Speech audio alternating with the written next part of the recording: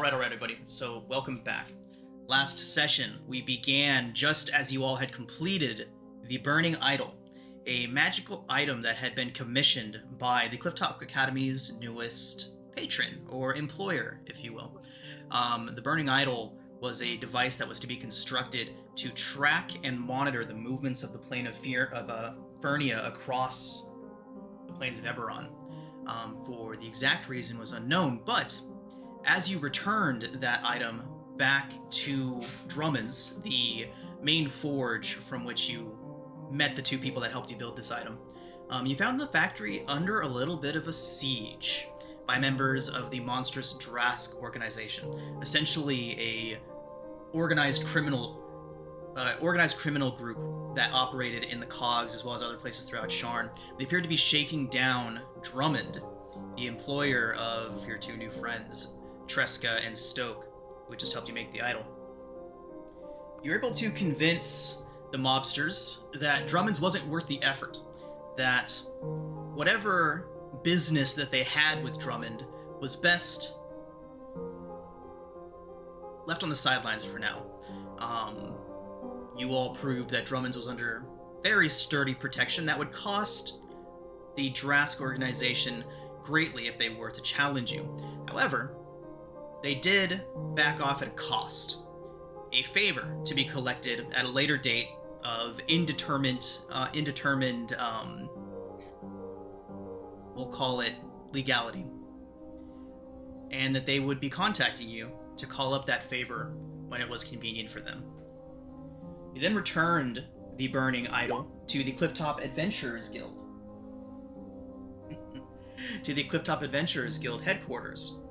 There you met with Laura, your guild handler, a white-haired, pale-skinned shifter with an eye patch and a black streak through her hair, who had originally thought that this was going to be a very simple pick-up and drop-off mission, so hadn't expected to pay you much, but instead ended up giving you quite the substantial bonus for your substantial effort that you put into the mission.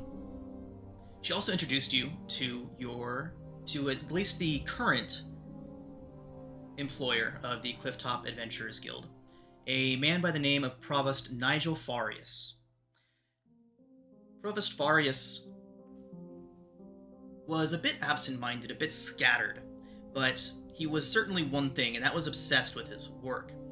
He told you all that he was working on a device that would channel the various planes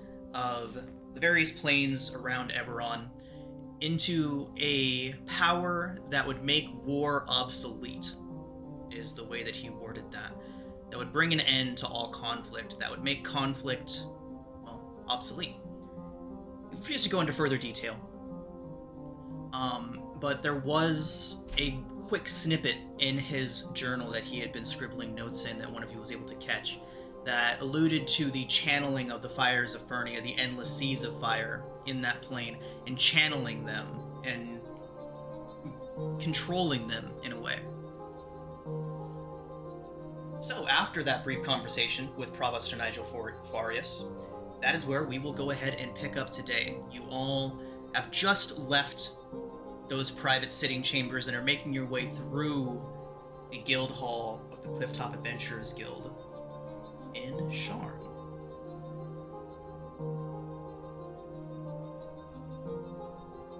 Okay, I believe at the end of last session we also paid for lodging here at the guild hall. Yes. Does anyone remember how much that was? Because I did get a price. It is silver a person. Fantastic. That does track.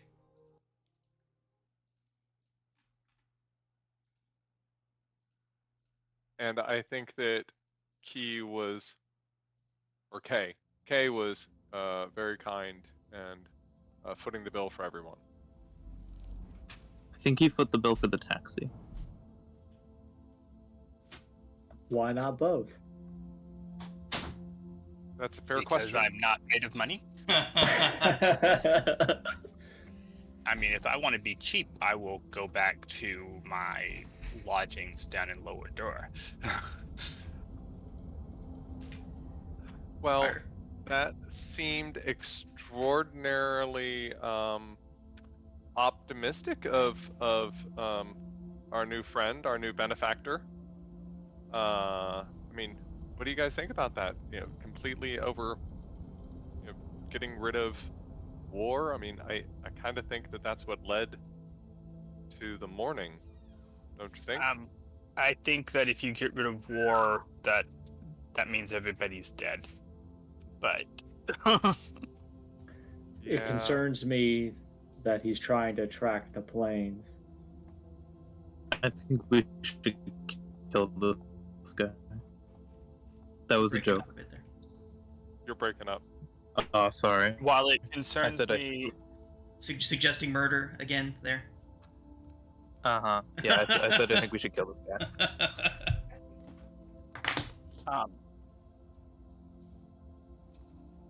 while murder's always an option. That You are still traveling with Laura, your handler at the moment. Yeah. Just FYI.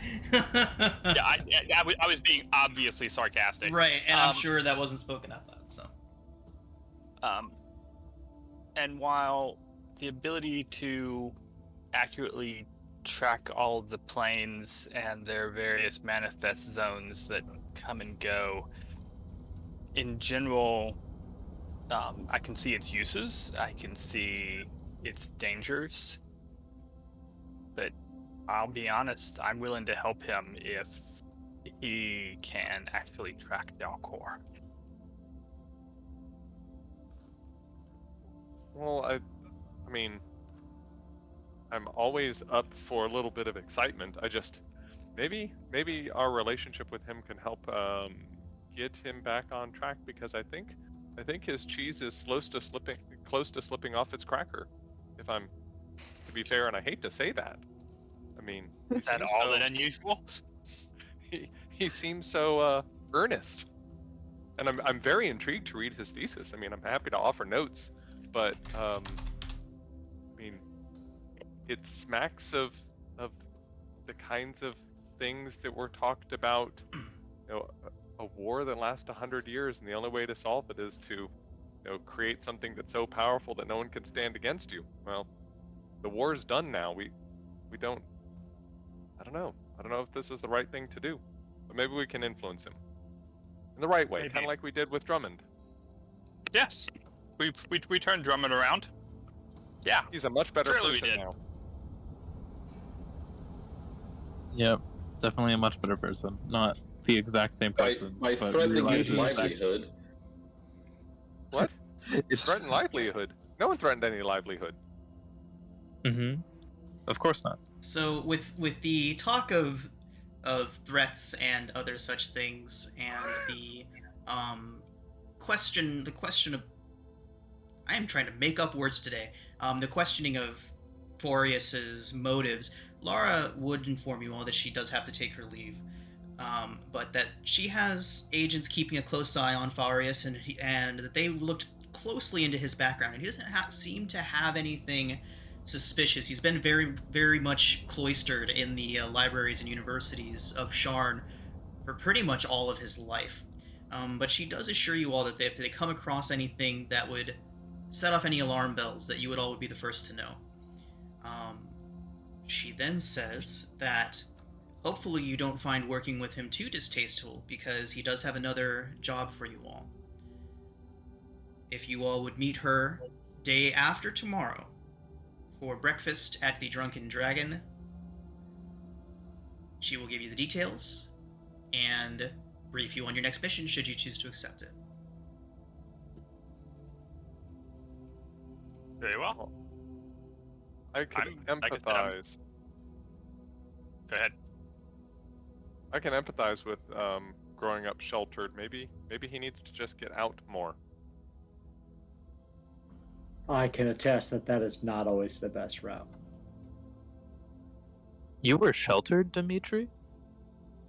I know The it's hard to opposite. I had believe. no idea. You seem so worldly. Why, thank you. He blushes deeply. Deeply. But how is tracking the planes gonna lead to the destruction of everyone. I don't know if it necessarily leads to the destruction of everyone. I think he's probably overly optimistic on what he can accomplish. Gonna I wipe out all of the planes. I don't Or think that delusional. was his intention. But as long as he's paying. Basically, yeah. He must be from a wealthy family. Maybe we should try and get a little bit more information about him. I need to swing by the Cannith compound anyway, so maybe I can find out something there. I mean, if he's using any sort of magical equipment for this, it would be surprising if Cannith wasn't somehow associated with it. And its compound is Upper Central. Indeed.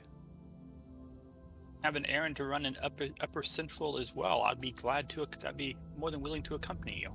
Okay. That'd be great. Anyone else have anywhere they need to go? Come on. I need to pick You up all the do beacon. have a full day of downtime to do with what you will. So it is evening right now, mid to late evening right now, and then you have all day tomorrow. The following morning is when you are to meet Lara at the Drunken Dragon. I don't need to rush to Cannith tonight. Yeah, my errand actually can't be run until probably morning time. Sometime during normal business hours tomorrow. Gotcha. Yeah, I don't want to wake anyone up. I'm sure that there is a common room with a bar here in the guild house. There certainly is.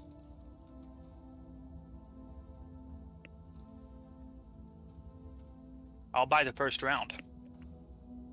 You're so generous.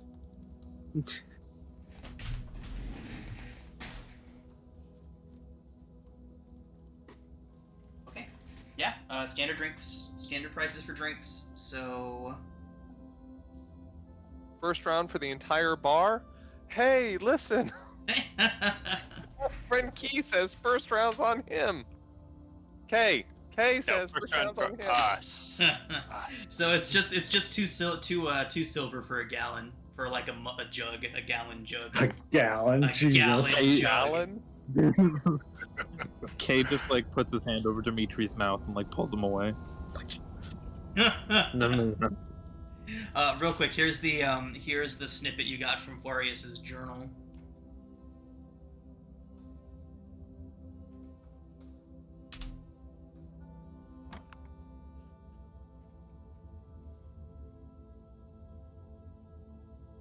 Okay, so I'm sure it can. I mean, to a certain extent, we're already channeling Fernia down in the cogs in some places to do things like make that burning idol.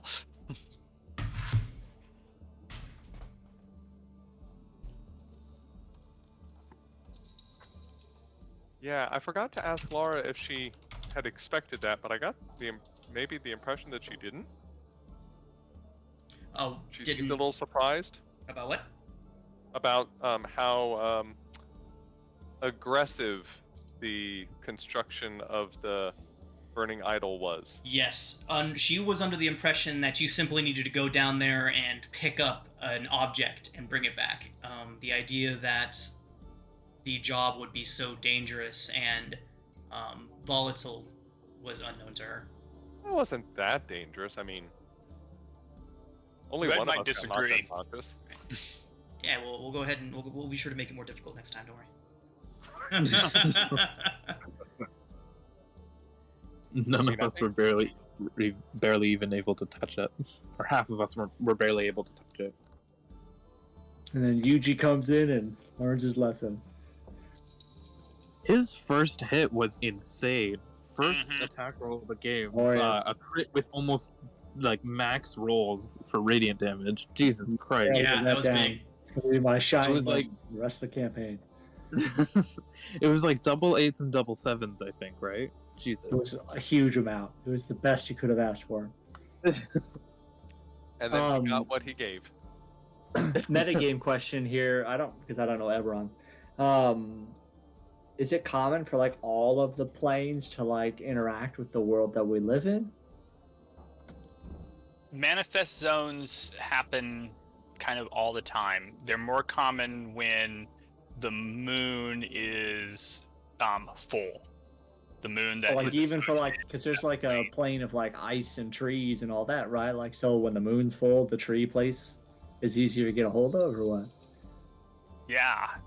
Pretty much, yeah. Wild. Pretty much. Wild. Yeah, there are And there are some permanent manifest zones. yes, like there here are in some permanent Sharn. ones, and some areas Oh, are more really? prone to manifest zones than others. Things like that. There's a permanent manifest zone to Thalanis, up on the border of the Eldian Reaches, and on Dare, where a complete Eldrin citadel has become like permanently attached to Eberron.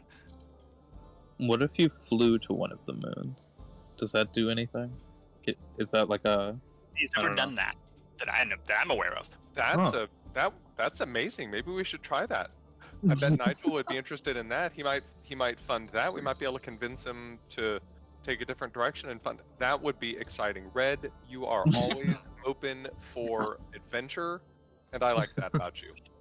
Thank you. Legend has it that the giants of Zendrick destroyed the moon. I forget its name. That's me forgetting its name, not Kay. Kay would know the name. That destroyed the moon that's associated with Dalcor, and that is why we're no longer able to like determine where Dalcor is, or I've never even heard of a manifest zone to Dalcor. Well, I bet there's We just- probably remnants. We all just need rings of adaptation or whatever, and then someone can teleport us there onto one of the moons. So does it work It's like a great that with long-term Very long. like with 5e, where like you can, when you travel to these planes, there's like their own set, like, you know, Shadowfell is just gloom, dark, and gloomy. It's like that with all the other planes in Eberron too, right? Yes, but Well- the planes really aren't associated with like one alignment the way they are in.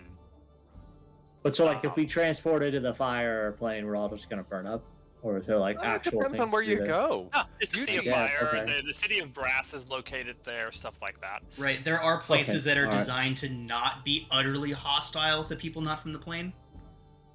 So they're habitable, like you can actually make something happen. There Okay, are this is habitable interesting. places. The rule of thumb for most elemental planes like that are that most places are only habitable by the creatures that live there, but there are some that are habitable by design for more variety of Yeah. life. Like Fernia is I'm not like pretty the elemental plane of fire. It is not just pure fire. Right. It is. It's more than that.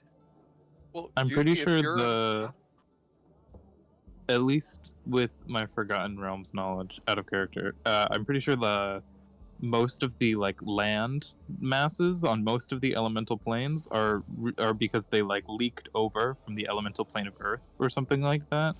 Well, yeah, Whereas they used to be just like full of nothing but that element. they're all connected, like they border with each other. So as you get closer to the Mhm. borders between the different elements, and they start mixing, and you end up with like land and the water area. But Mhm. Yuji, if you're so interested in this, have you been to Moorgrave University? I was have a just gonna library ask, pass. where does my so that was me metagaming, but yes, I think Yuji would absolutely take you up on that library pass. You could go up to Central Dora with us tomorrow. It'll be a very fast errand to run. I'm sure that they won't have too many questions in the Cannith compound. And Kay, is yours going to be very long? I mean, if it is, I can take Yuji to the library, or anyone else who'd want to go to the library. Red, you look like you could use a good book. Thanks. My errand shouldn't take too long. And I could meet y'all at the university. It's enormous, and they have a tiny little cafe inside. You can get coffee, and coffee helps you study for very long times, for hours and hours. It's amazing. We may even run into Chandra. Have to keep an eye out. We might run into Chandra. She did say Unless, that of she course- was Say a she was a scholar at the researcher. university. Yep, unless of course she's been sequestered in House Tarkanan. We'll find Where's that out. So we're gonna stop by Narns and Bulbul tomorrow, and then go to. Hopefully they have like a Star Golds in there to get some coffee. Glorious. Yeah. Oh, we do probably need to stop by Michelle's Arcanine Emporium to get some more painting supplies.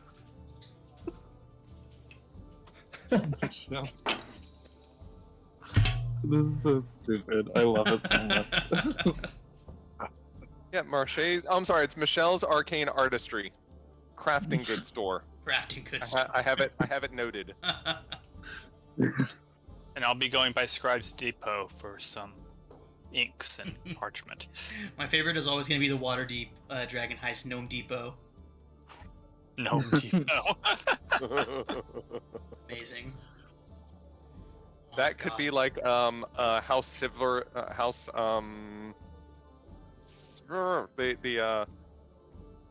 like the communication station, Gnome Depot, Ha, nice. Mhm.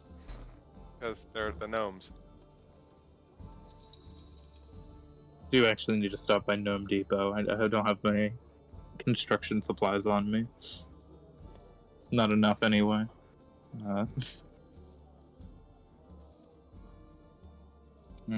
Well, I'm gonna head to bed because I'm covered in my own blood. So y'all have fun down here. Well, I mean, we have to talk about what happened today.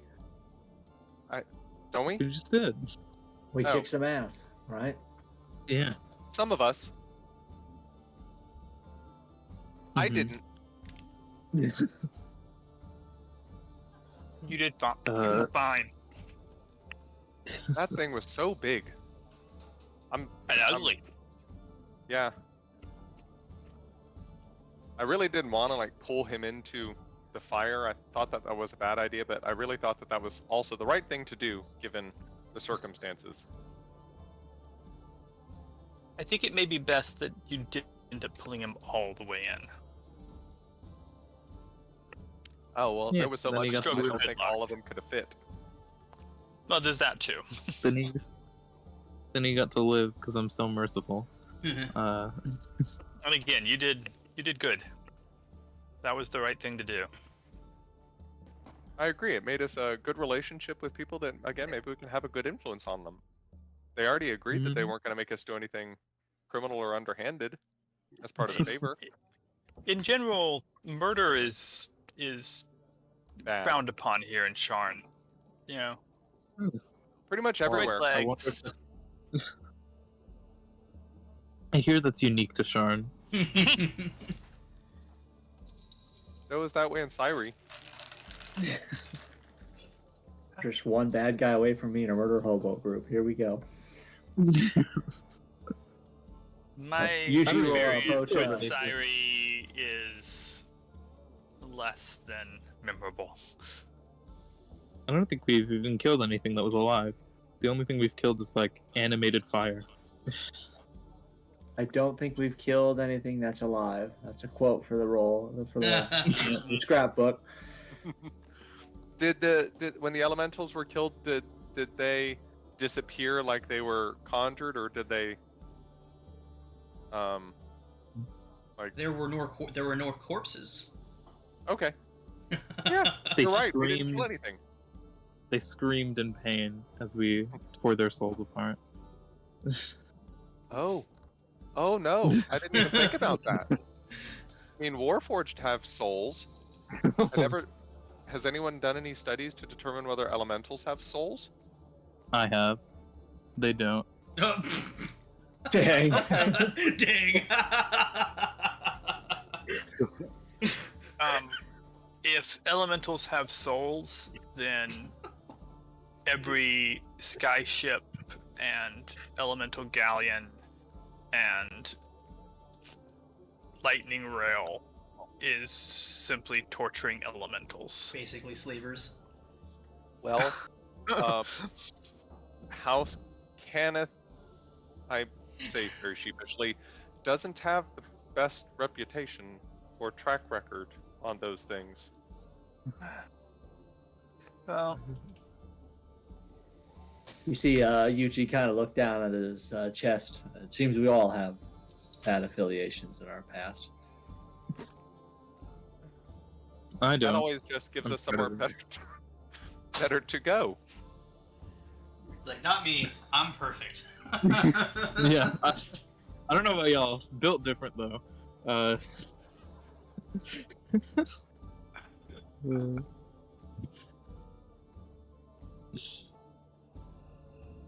Well, this has been fun. I guess I will get the second round because I'm generous that way, and then sloppily go to sleep. All right. It's just too sober to get around for the group. I mentioned last time, but Red gets to her room, opens the door, closes it, and then just falls on the ground. Passes out. In the room or outside of the room? In the room. Okay. Opens In the room. door, closes the door, then falls down in the hallway. So you all can go ahead and take your long rest. All right. and I had accidentally hit that I took it at the end of last session. So Is there like a long rest button?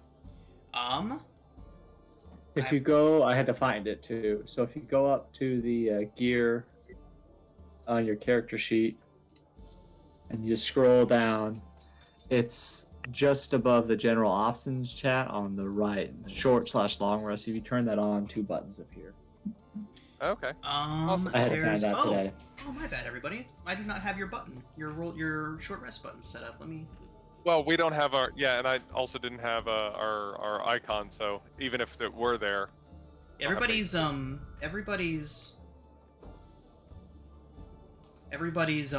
actions are set up now. You should all have your token. yeah, action. just no tokens. yeah, you can always drag your token onto any screen. Oh yeah, I guess If you really that's need the it. point too. But Right. the short rest macro does not appear to be set. So let me go ahead and build that real quick. Just take a second. I think I would point out that Yuchi probably never actually took a drink of any of the Oh, okay. drinks handed to him. Did Tinge? I don't. Tinge is staring at 2 large things, just shaking his head. Doesn't understand. It doesn't. If understand. if Kay didn't buy him a drink, Tinge Dimitri made sure to buy Tinge a drink. Oh, I definitely bought everybody a drink. And if Tinge didn't drink it, then Kay did.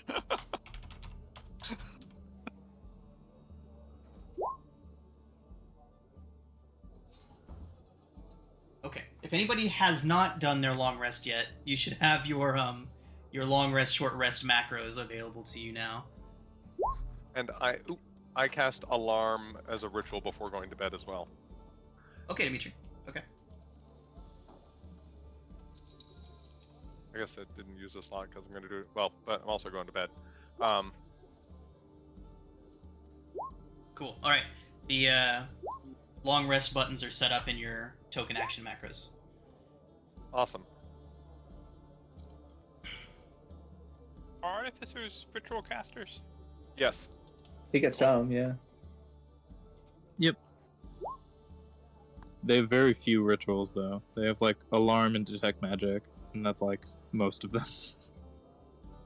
Those are the 2 that I have. There may be others, but that's what I got. Because we also every day can change spells. Right, you're like a cleric. You're a prepared Yeah. caster. Yeah. I like prepared casters. It's a my prepared preference. caster, but yeah. prepare caster, but we don't have a spell book or anything like that. So we just Right. just like a cleric. Yeah. Or druid. We got any spare good berries at the before the end of the long or before the long rest? Before Still got PTSD from all those awful salads. Horrible. Yep. Never look at Goodberry the same ever again. In the last game, I was a druid, and I would spam the good berry in You're breaking the up quite a bit. long rest. Unless that's just me. Moondog No, it's said he'd make me proud and do the same. so, As the yeah, so our ranger. last campaign, we had a Sorry, I druid heard- spamming what was Goodberry, that? and then About that? Can you hear me? Is this better? Yes, but it's kind of like laggy and slowish. And it kept on flashing back and forth to saying you were on mute. Like I'll right fill now in it the says gaps you're on now. mute. So. Okay. But anyway, we After drinking about Foster 3 made a lot people's of- worth of the ale, Kay makes his way to bed for a dreamless sleep. Well, yeah. Yeah, Dimitri will take out small little like half spheres with like little metal sticks sticking out of the top and put each one in a corner of the room, and then they will like hum, and like an invisible light will a light will shine, and then it'll fade out, and that's my alarm. And then people will hear like small hammer, like metal on metal tinking overnight as well, as I'm going to prepare my other artificer infusion tomorrow that I haven't pulled out yet. comment, I thought we would do this after session because I didn't have time to bring it up with you, but every long rest I have to do the Faded Memories roll. And I Okay. thought we would do that later because I didn't want to take up all session talking about that. Okay. Yeah. Just remind me, and We'll figure take it care out. whenever you're ready. Also, sorry for cutting up before. I think I'm better now. Yeah, sounds better. Yep. Okay. Yeah, all I said was last campaign I played a druid and spammed Goodberry at the end of before every long rest. And Moondog said he'd make me proud and do the same as a ranger. And my character, a red meat only butcher, was dying on the inside. But we were in Avernus, so it wasn't like I had a lot of choices. Yeah. And we survived. You're welcome.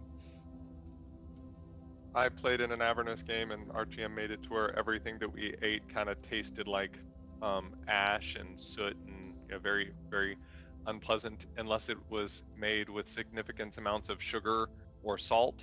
Huh. So my tiefling fighter that I played there became like a sugar addict and always had pastries and such on her because that was the only Ours thing was that had a good flavor.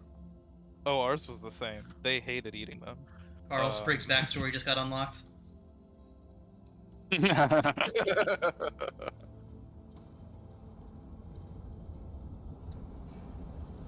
Good times. Yeah. I think eventually, as the night was winding down, I think Yuji would still just kind of be sitting there with his blank stays. I'm assuming Tinge would be sitting there too, because he doesn't need nearly as long as a rest. And he'll just kind of go, well, I guess. Gets up, walks to his room. All right.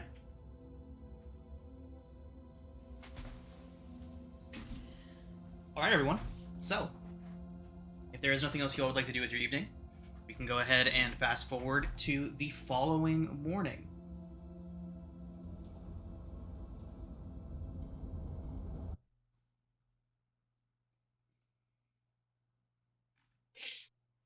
Everyone arrives to the common room with Tinge still sitting there. In the same chair. Glorious.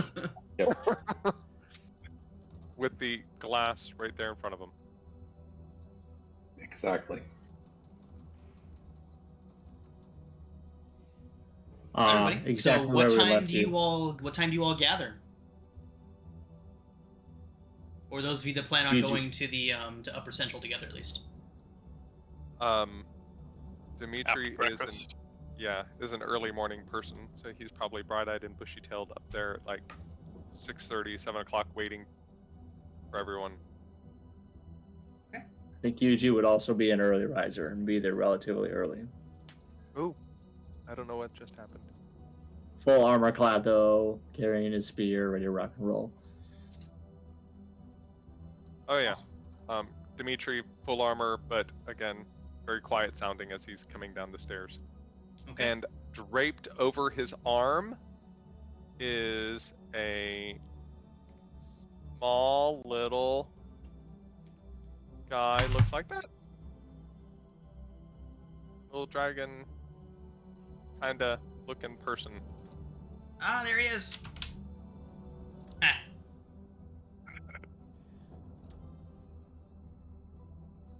Sitting on his shoulder. Is that like a mini Warforge? Are we gonna offend people here?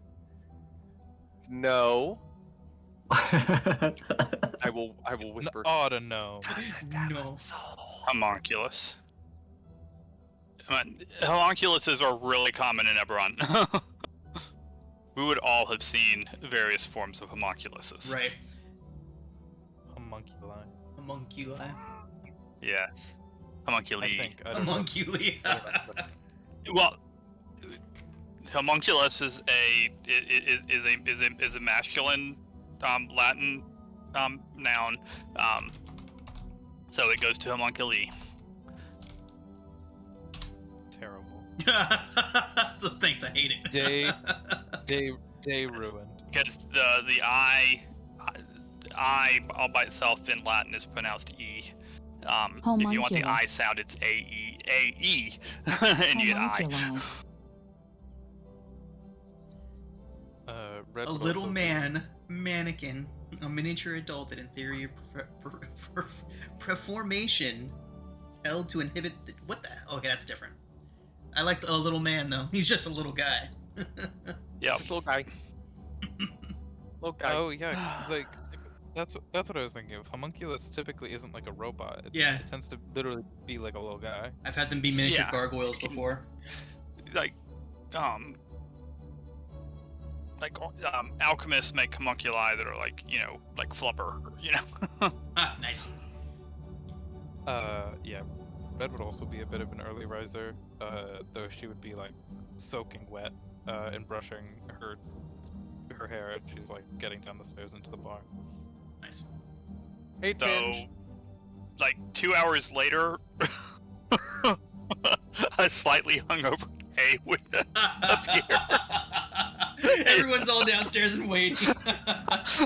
Finished breakfast, got their coffee, Yes. read the paper. Just like should. Oh, that speaking should of take which, you Should we all wake made up headlines. Woohoo! Oh crap! Ooh. There is a picture of you all on page 3. They give us the title. Crap! Give us the group name. They have Yeah, not. did it name us? Yeah, this is actually so. This is the first one of Comet's campaigns. Where I feel like we're actually going to need to come up with a group name. I've tried to encourage it before. Like I The can't. do-gooders. The first 8 weeks of Candlekeep, I kept trying to get y'all to come up with a name for each other for yourselves, but no one ever did, so I just gave up. I haven't introduced a group of rivals with a catchy name, and still nothing. I know.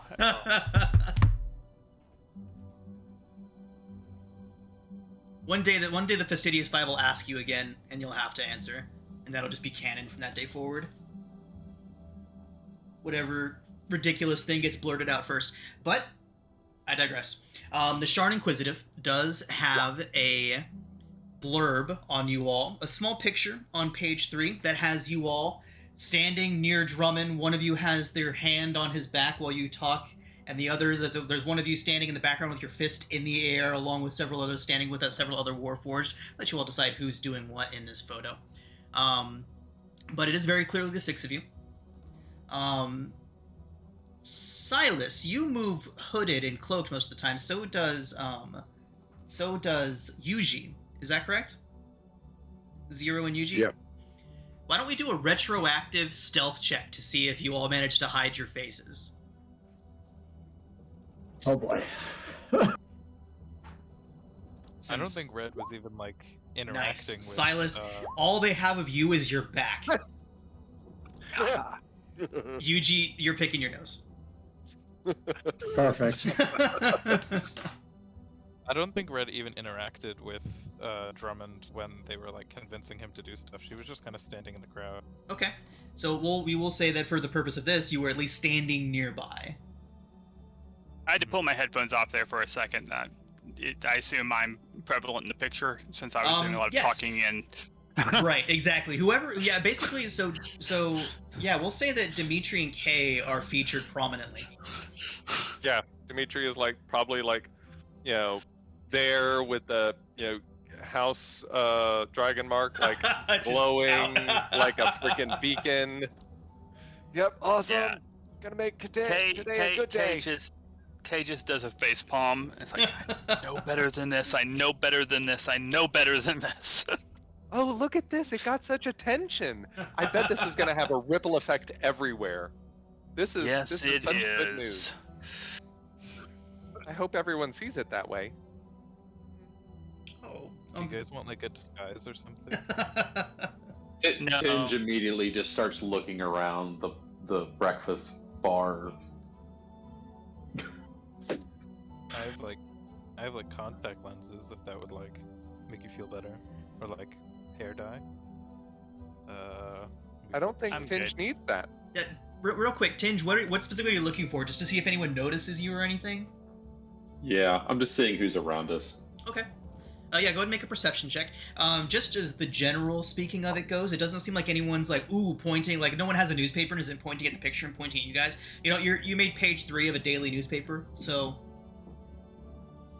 That's big deal stuff. Yeah. That's like where the school fundraiser is. Yeah. I was gonna say page 3 on a 4-page paper. Yeah, we're pretty back of the book right now. Okay. Tinge, you are Everything's fairly fine. certain Don't see that there nothing. is somebody in the back corner watching you intently until you realize a few moments later that it is literally just a coat on a chair.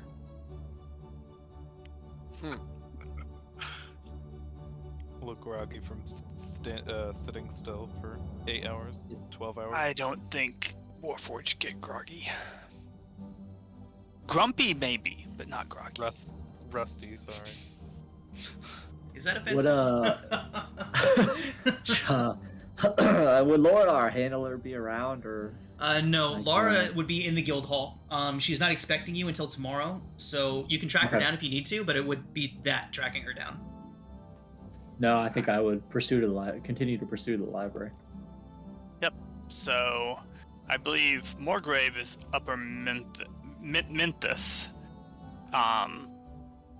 I need to go to Upper Central. I believe the Cannith compound is Upper Central as well. So, That is unless you wanted to go to the ones Aura? that's down in the cogs. What is it? Ash Forge is the other Cannith Enclave? No, I think Yeah. I'm going to go to the upper one where Okay. I had historically been staying. Okay. Is there any, or would there be like common magic item shops on the way there? Yeah, I was actually about to mention. I think we touched on it briefly last session, but you all do now have your clifftop brooches, kind of like the Leaves of Lorien type of thing. Display it wherever you want to. But that does give you a 5% discount on all items purchased from Cliffside vendors, and a 10% discount on any common magic items that you were to purchase that you could find here. Ooh. Ooh. Can we pin the pricing guide? I can't find it. Yeah, it's in the pinned comments in the Discord channel, so it got buried Okay, I'll just. find it. Oh, wait, never mind. There's not one in this channel. I'll grab one for you. This channel doesn't have a Thank pin you. yet. I'll grab it. And what's the price on a feather token? That is listed in my notes for this campaign. So give me just a moment to link the. As in the good ones that just Yeah, the good activate ones, the good automatically. Uh, If anyone has Rising from the Last War, I believe it's right around page like 140 in the book. Yeah, I just look it up. I'm getting the pinned comment together for the magic Yeah, items that's real fine. quick.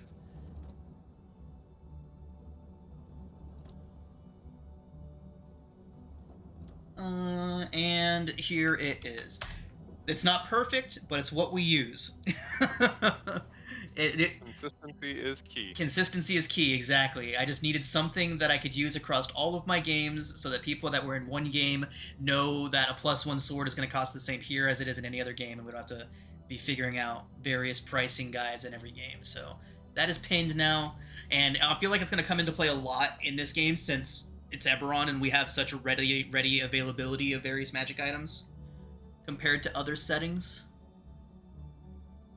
So things that aren't explicitly in here but are comparable will be similarly priced. For Yes. example, the Artificer tool thing that works out kind of like the Wand of the War Mage, where it's like the +1, +2, +3. Yep. I assume it'll be similarly priced to the Wand of the War Mage. Exactly, and we'll take a look at that and compare it to other items, like the one that for the bards, I think it's like the drums, and then the pact of, like the pact keeper rods, and we'll kind of look at all of those things together and figure out where the middle ground lies. Okay. I'm not getting the bard one, so don't worry about that one.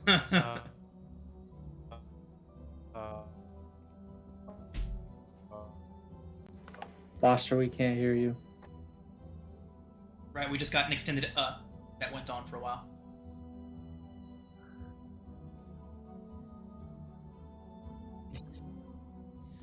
You only get a discount on common items right now, Yuji. So as far as tracking down other items, we'll say that common and uncommon items, for the most part, you can find at vendors and various shops, especially since you're making your way into the upper wards. There will be some exceptions. I usually draw the line at wondrous items. However, there are some exceptions to everything like that. So it really just depends on what item you're trying to find. So once I know what you're looking for, we'll gauge the availability of it on a case by case. But generally speaking, if it's not wondrous and of common or uncommon rarity, you can buy it at a shop in the wards. Essentially like last time. Yep, that sounds good. No, Foster, breaking up. I always say that breaking up is hard to do. So I don't think it's in the. I don't think it's in the list. What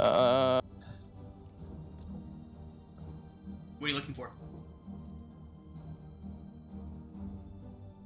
Okay, I should be better now. Okay. Yeah, sorry. I was looking at the pole of collapsing. It is literally just a 10-foot pole that collapses into a 1-foot pole sometimes. That's just a like that exists in real life.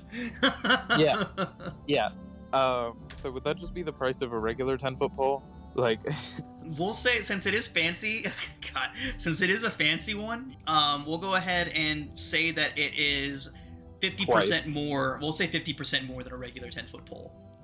okay. I haven't been able to find the price on the feather tokens. Okay. So. All right. It might be just in my campaign notes.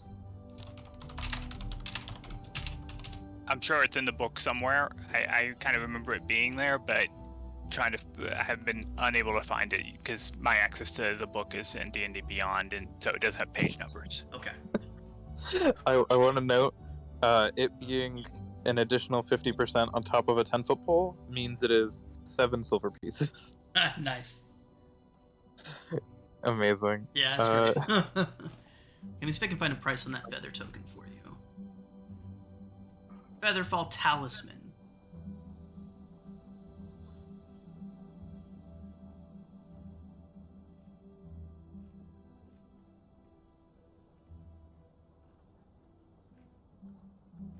I know I've seen them priced somewhere. Oh, here we go.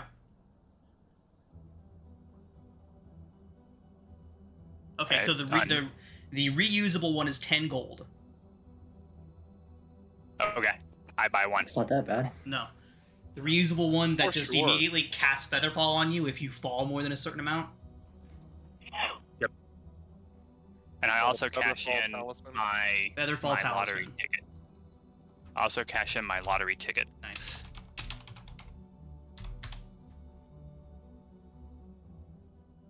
Yuji's like standing at the door ready to rock and roll as other people are.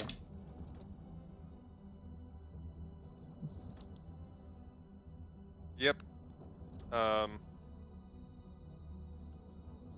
Dimitri will like pre-bust the table and take all the dirty dishes back over to like the counter.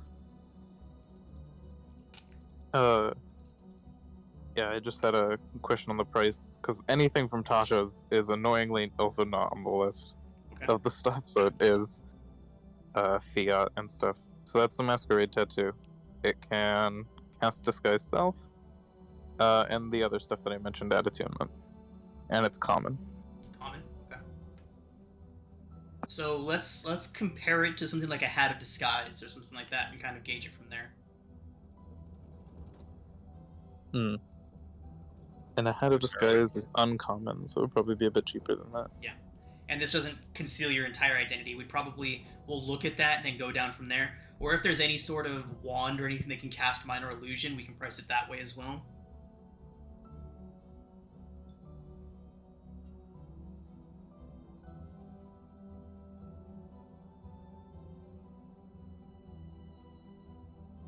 Non-common. Okay. Huh, yeah. I was thinking page 152 where it says watch your step falling in Sharn. It gave us a price, but it does not. Which means it's probably just buried somewhere random in the text of the adventure. So if it's not 10, it's 10 now. Yep. That's fine.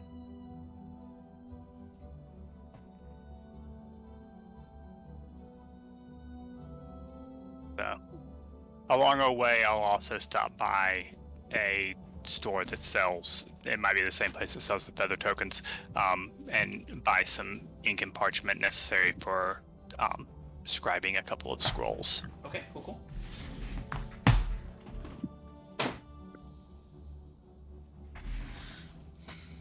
Well, all right, everybody. Where to first?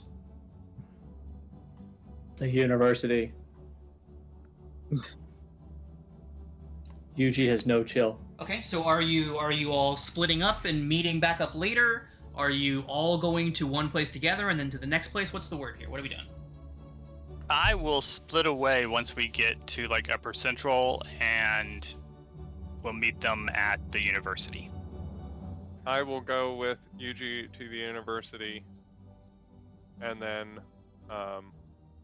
once he's there and I have him tucked in, all comfy, then I will go off to my duty. Okay, fantastic. Anybody else deviating from the museum, from the university for now? No. Tin just tagging along. He wants a Featherfall token, and he'll just monitor the group. Awesome. How much did we say the tokens were? 10. Did we 10 find gold. out? 10. So would that be 9 with our discount? Yes, it would. Tinge, you're more than welcome to come along with me if you'd like.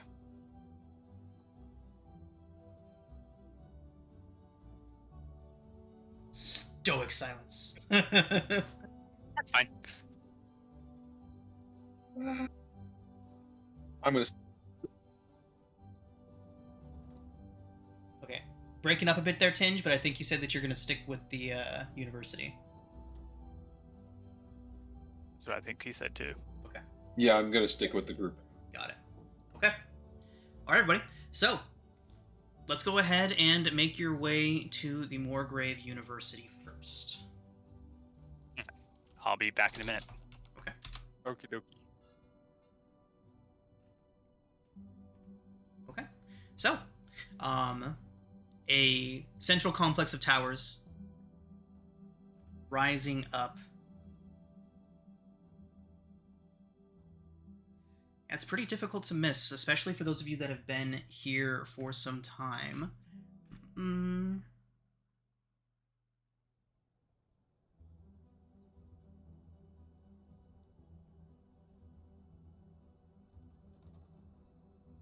Okay, so what is it that you all would like to do here? Well, I want to want to take Yuji in and just effusively like show off all of the like books and look how amazing this is. And you say that you don't really have much of memories. There's something here that might tickle your interest. Something that is eating at you that you want to learn more about. I mean, I think that I do need to find for Red a book on lift building, like a how-to guide there. But I don't, Are you saying my lifts are bad? you're not there, or are you? Are you there with us? I probably would be. I would have gotten my. I'm still trying to figure out how much the tattoo would be, but once I figure that out, I would be there. Okay. No, of course not. Just we always have opportunity for improvement. And I do want to find a book. Maybe I'll luck out and there'll be a book that's actually called "Do Elementals Have Souls?" Yeah, I wrote that one. And then probably try and find some books on what Nigel is wanting to do, like around about the planes, anything like that. And then again, whatever Yuji is interested in, I want to get Yuji tucked into a nice little reading nook, so I don't have to worry about him. Yuji has this complete body stance of dread, having to be this assisted while in a library. But he would eventually relent and say he's looking for the plains and Mabar in particular. I hope I pronounced that right. I think it's just called Mabar. Mabar? I don't know. Carl? But you can call it whatever you want. The dark one. Ooh, that's kind of creepy reading.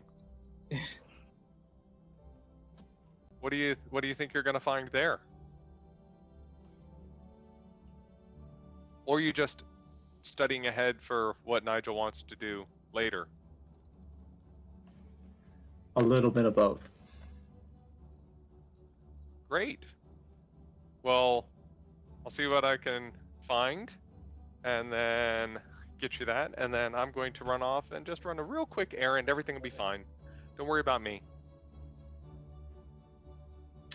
Your face will be forgotten upon your leave. Aw.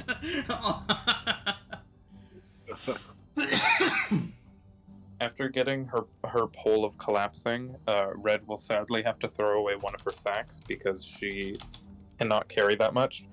She has reached carrying capacity of 255 pounds. I still have a bag of holding. The handy haversack uncommon or common? Yeah, it's uncommon. All right. Okay, so According to this, it is rare. Oh, rare. According to the same magical prices. Yep. So bag of holding is better, even though it holds more. I mean, it is less rare and holds more. What is Much more it about the what kind of sack? Handy haversack. It's like a minute. It's like yeah. it's like a miniature bag of holding. Yeah, she just had like a regular sack. Yeah, no. I was wondering how much it would cost to buy you one. Too rich for your blood. Oh, that would be quite worth it, actually. Yeah. Though she's very proud about being able to carry all the things that she can. Though, obviously, not enough.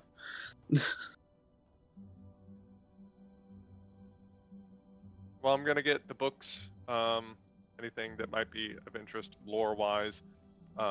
Oh yeah, on our way we do need to stop by Michelle's to get some artistry equipment. And then I'll make my way to Canada. As Dimitri leaves, I think Yuji would really start pouring into the text to try and figure out where Mabar's manifest zones are, the interaction between our current plane and that plane, and really dig into that connection. Do you want me to roll for that or something? Sorry, one more time. Trying to discover the manifest zones Yes, of Mabar yes. and its influences on our plane. Right. What do you Anybody want that me to is roll? anybody that wants to go ahead and look for something specific while you're at the university can go ahead and roll an investigation check. All right. I'm going to guidance. Is it something that I can guidance myself on? Yeah. Yeah. All right. Doo-doo.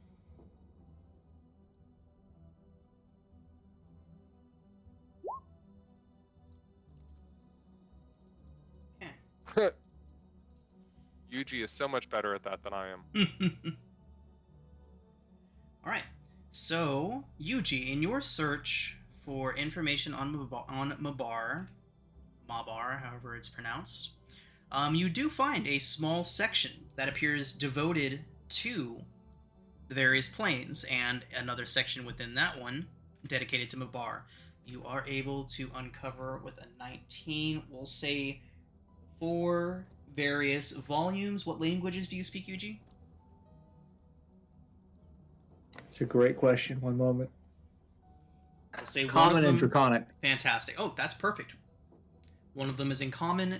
2 of them would have been in Draconic, and then another. What language would be native to the Shadowfell or to Mabar in this case? Like Fiendish or.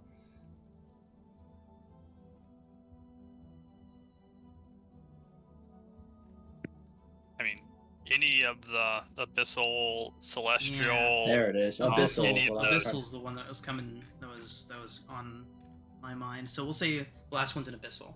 You can read 3 of them, which is good. I'll take all 4. Okay. Continue to investigate. Got it. Okay, so we'll come back to what you're able to learn with those after you spent a couple hours going over them. And Dimitri, what was it that you were researching? I was trying to also look into, well, do elementals have souls? And some planar research as well.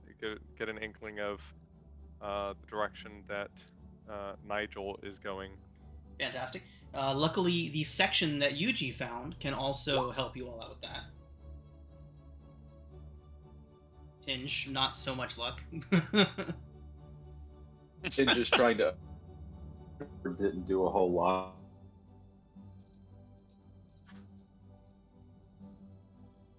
Sorry, Tinge, you were breaking up there. Was that? I just trying to understand why the sword wasn't doing a whole lot. Oh, okay. I think I get what you're saying. The first half broke up, but are you looking into like magical improvements for weaponry and such?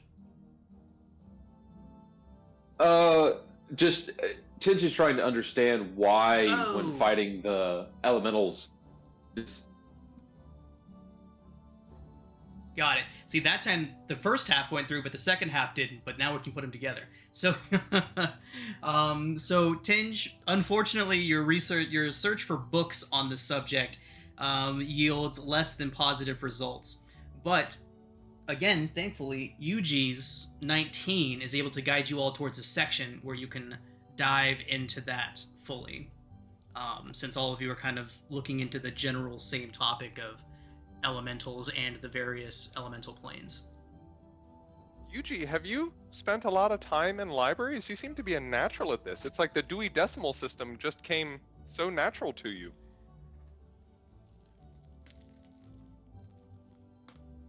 Training as a knight involves a lifetime spent in libraries. Okay. Military academy requires a broad education. I never would have thought that. Thank you for educating me.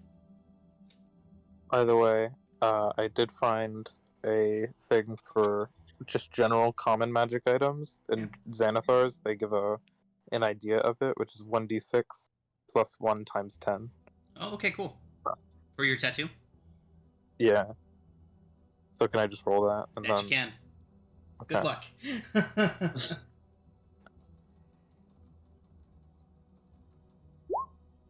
Hey, Oh yeah, Pretty good. Yeah. 30. Nice. It's Thank not you. bad at all. Yeah. Is that like a one-time use disguise self? No, once per no. day. It just One- changes the image that's drawn on you. It can't be used to like fully disguise yourself. I think, well, the disguise self can. It's just a regular disguise self, I think.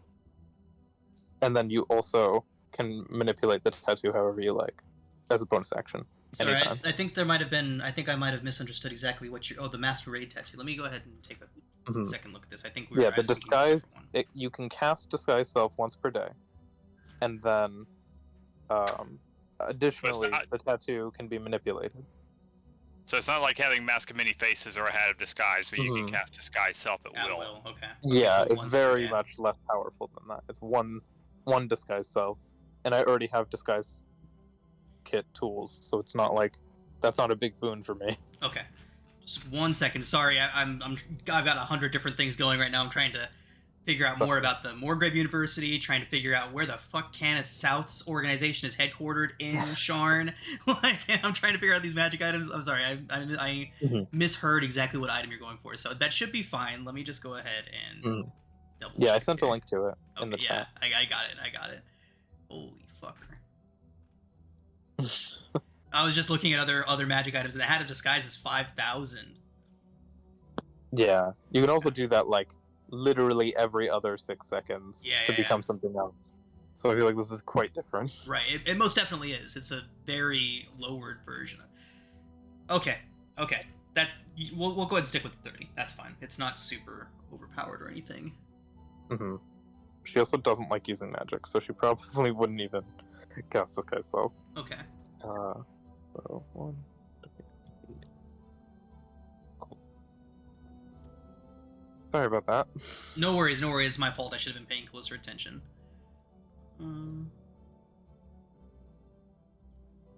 Okay. And there was even a point when I was literally about to buy Describe for a month just so I can get a better description of a university, because I was just blanking on it when I was trying to describe it. So like, yeah, a lot like chaos behind the screen right now. Sorry. Yeah, so Red does already have tattoos that are like kind of spikes on her back. So while everyone's reading, she will have an art book in front of her. She does want to learn how to do art, but she's mostly using it to like inscribe the tattoo in herself as well, Nice. in like an interesting pattern. Even though she'll be able to change it whenever she wants anyway. Cool. Awesome. You're No. Maui now. No, you're right. That's great. Yeah. So the tattoos she What was already that? has. I missed it. He said she's Maui now. No. Like from yeah. His tattoos are awesome. I really Yeah. wish that sometime in my lifetime animated tattoos become a thing. Yeah, the tattoos she already has, I'll say that they like become the part of the animated tattoo. So by default she'll have that already on, but she can also manipulate the tattoo she already has. Nice. After she attunes to it in like an hour. Awesome. Great. Okay, let's go ahead and cut over to Kay. What are you up to, Kay? So, Kay is heading to the King Citadel in Upper Central to make contact with one of his old acquaintances from the Dark Lanterns. Okay.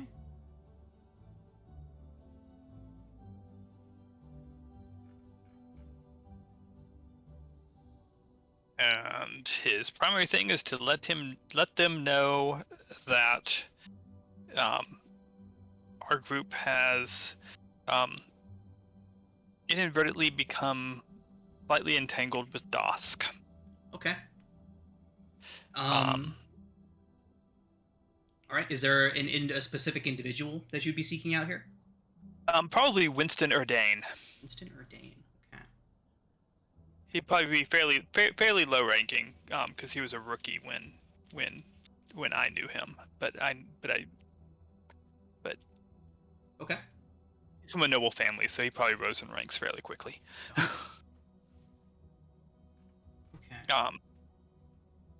So I would let Winston know that we became slightly entangled with Dosk and agreed to owe them a favor, and that if we perform said favor, assuming it's nothing too horribly bad, which in case we will just refuse, that we may be able to get some positive information flow and vision into their operations, possibly. In which case, he can expect to receive more information from me. Okay. So, Okay, go ahead. no, I was just going to say that you met a Kingsguard, a King's Shield down there last time, if I remember correctly. Right. So the King Citadel would have received word about what happened down there, and that there was a potential Lantern involvement. As far as Drask goes, they would say that they have, unfortunately, in the past had to make dealings with that organization in situations not unlike yours right now. So it is noted, and they would be happy to receive any information that you can send to them, especially if they plan on expanding at all. Okay. And then I would simply ask if they know anything about a Nigel Farius. Okay. So, and anything called the Convergence Manifesto. Okay. So, as far as the Convergence Manifesto, your contact would not have heard anything about that. The name Farius, however, would have come up in passing a couple times, mainly because he's been searching for a kind of like a grant or a what's the word, a fund, someone to fund his expeditions, and did approach the King's Citadel as well as several other organizations, but he was turned down by the King's Citadel, as well as a couple organizations that work with the university. Do they know who did fund him? They do not. A private party is all that they know.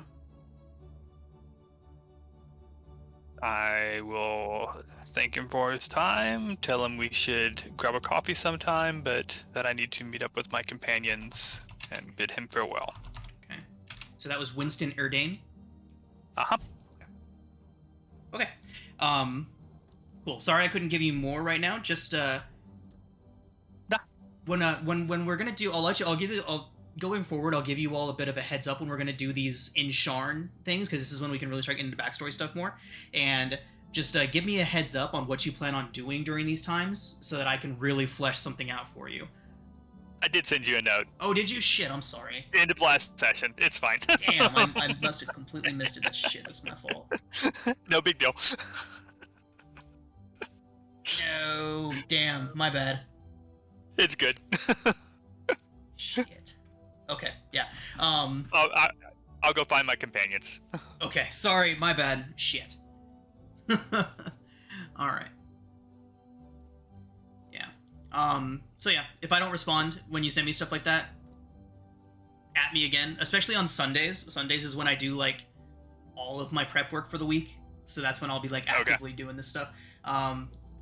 That's actually a really good point. I try not to bug you with messages. I like send you something, and then because I don't want to. I know you have 5 campaigns to prep for, so I try to. Right. No, I really don't mind. And if I haven't responded in a couple of days, you can always ask if I've gotten to it, and that'll at least remind me if I haven't yet. And if I have, then cool, I can just tell you that I have. But that's actually a really good rule of. Just a really good thing to let you all know. I do my prep for all 5 of my games on Sunday now. And then I spend an hour or two on game day making sure everything's ready.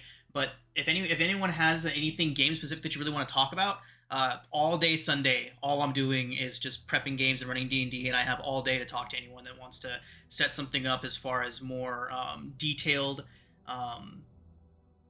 more detailed things in session or anything like that at all. Sunday is the day. Noted. All right. Okay.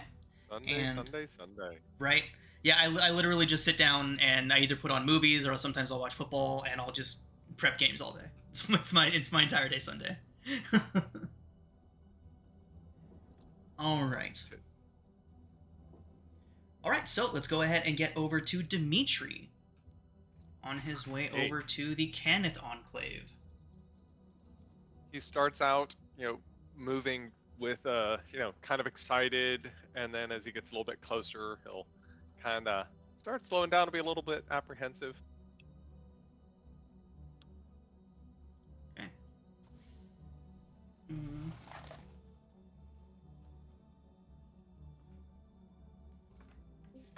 All right. Did we lose another game? Yeah, we lost comment. No, I'm Oh. here. I'm here. Here, I am here. we got comment back. Sorry. Dropping out for just a moment. Okay. So, as you make your way over there, everything does appear normal. Nothing out of place or out of the ordinary. Making your way into the main tower. And it doesn't take long before a couple of guards spot you. And Hello. they would both march up to you, very stern looking, and Dimitri de Cannith, Indeed. come Hello. with us. Okay. How are you doing today? Beautiful weather we're having. Neither of them say a word to you as they march you through the halls. That's okay. He'll fill in the conversation himself. Both sides of the conversation. All right. Okay, so can you make a perception check for me, Dimitri? And how would you say your state of mind is at the moment? He's a little nervous, but he always thinks of things going the best that they possibly can. Oh, no guidance on that one, so just a 16. Got it. He's always looking on the bright side of things, so he's convinced himself that this will go well. Okay. All right. So they don't say anything to you, and with a 16, you can tell that these two men that are escorting you are not regular Cannith guards. They appear to be a private organization. You look new. If you'd like, I can go in front and probably show a shortcut. This place is, can be a bit of a labyrinth. And he would look towards you at that point and say, "We know where we're going." Okay. Where? Sarda has asked to see you. Oh, That is Great. a name that you would recognize, Dimitri. So Okay. Merrick's de Cannith is the head of Cannith South at the moment. He would be the head down here. Sarda is his second. oh, Oops. how exciting. Rip. I don't know why. Ah! Yeah, you've been shot. Well, that went a different direction than I thought. No, but you would recognize the name, and Sarda has a reputation for being cold and calculating. Oh, we'll have to do something about that. She just needs a hug. So, hearing that name and who they're leading you to, it makes a little more sense as to the group that she has working for her. She's much more inclined to hire out private security, oftentimes from House Beneath. That doesn't seem to be the case this time, unless they are hiding their house affiliation. But they do not wear any sort of Cannith insignia on them. So, what's your name? They both kind of look towards you and then back up towards each other. Got it. I can take a hint.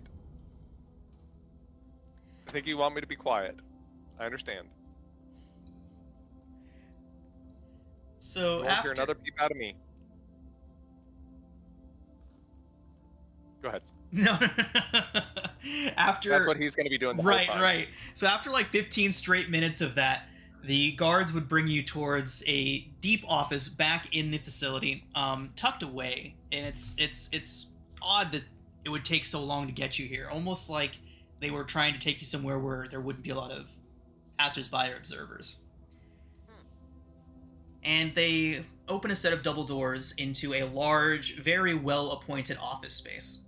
And art, sculptures, and various things around that show not necessarily wealth, but a worldliness. Like she's gathered a lot of different things from various different places, almost like you would get from the colonizer hunters back in like the 20s and 30s, you know? Like she's obviously just trying to show off that she has been many places and taken many things from these places. Are there any animal heads on the walls? There are indeed. It's not like they're front and center, but there are definitely some up there. Gotcha. Okay. And So so, they, go ahead. I was gonna ask, did they like escort me to a chair or something like that? Or They is she just already in there? they opened the double doors. As soon as you entered in, they would have closed them, and she is standing, looking at a map of Eberron. Tall, lithe, black hair, short cropped, and she's got her arms behind her back, kind of crossed as she looks up towards a map of Eberron, and the Mournland is laid out in much more detail than y'all are used to seeing it, than many people are used to seeing it, with actual town names and various locations on the map pinpointed. And as you enter in, she doesn't say anything for a brief moment. She kind of just stands there studying the map with her back to you. Is it a map of Corvair or a map of Eberron? Sorry, it is a map of Corvair. Okay.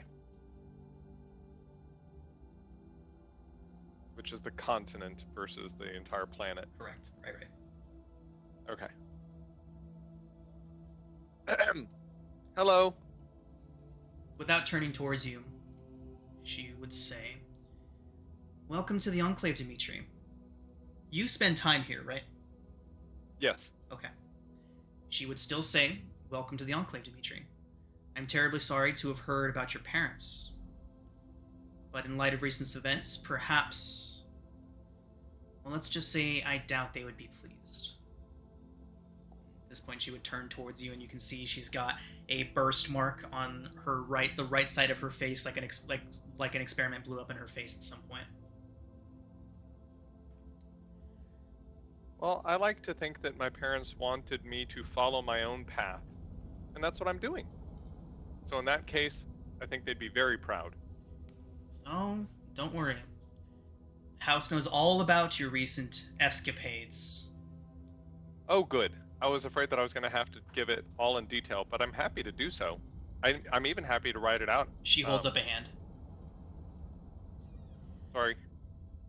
Baron Merrick's regrets that he could not be present to formally greet you currently, but he has asked that I speak to you regarding these events. Association with less than reputable entities is not to be tolerated by someone claiming the house, Dimitri. Dosk and House Tarkanin fall solidly into that category. Do you wish the house to be associated with criminal agencies?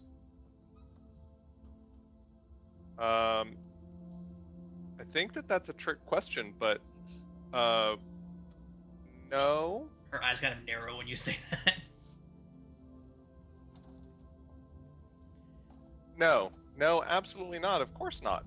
Which is why I made certain that in our negotiations I said that we wouldn't do any sort of criminal activity, and they agreed. I say proudly. And you trust Dosk to keep their word? Well, at least I trust the Doruk, the Dosk representative. I mean, my entire crew seemed to trust him. Her What eyes. what gain would he have in lying to us? She kind of takes a deep, exasperated breath. Lets it out. Regardless of your questionable judgment, I am also to congratulate you on the victory for the Forged you helped facilitate in the cogs. The Baron Why, wishes me thank to you. tell you that he is pleased to see another... She pulls out a piece of paper, obviously reading from it. The Baron is pleased to see another like-minded heir in the city. She then crumples up the paper and tosses it over her shoulder. I must say I'm surprised you share the Baron's sentiments given your... She does the eye up and down thing, upbringing.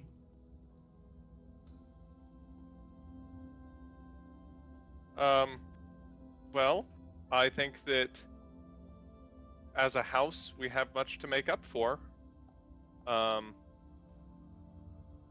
We can claim bringing the Warforged into the world and putting them to a difficult purpose and not setting them up for success, but now we need to support them as they learn to stand on their own 2 feet and find their way in the world. And that man was doing the exact opposite of that. And as a good representative of House Cannith, I thought that it was my place to quash that and make sure that they understood that House Cannith supports the Warforged in their efforts to carve out their places in the world, right? She would say, and what do you think of those of us who believe that the Forged need to be kept in a ready state of war in case this truce doesn't last? Well, I'd say if you want Warforged to stay in a ready state of war, then you need to talk to them and ask them if that's what they want to do. I met some amazing ones. There are 2 down in the cogs now that actually own a bar, and they had really good wine. Have you had the Sharnian red before? It was delicious. A little sweet, not as sweet as what I was used to when I grew up, but it was very tasty. Went to my head a little bit too much after the 3rd glass, though. But they had wine for us.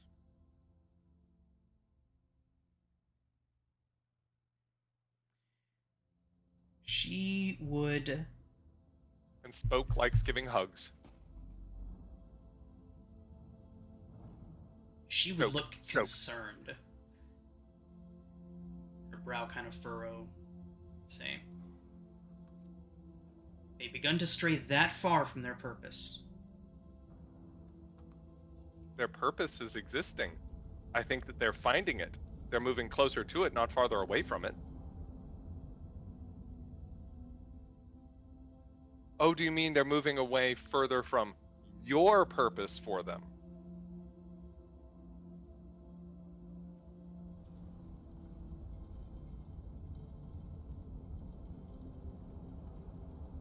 So she would say something to the effect of House Cannith created them and created them for a reason.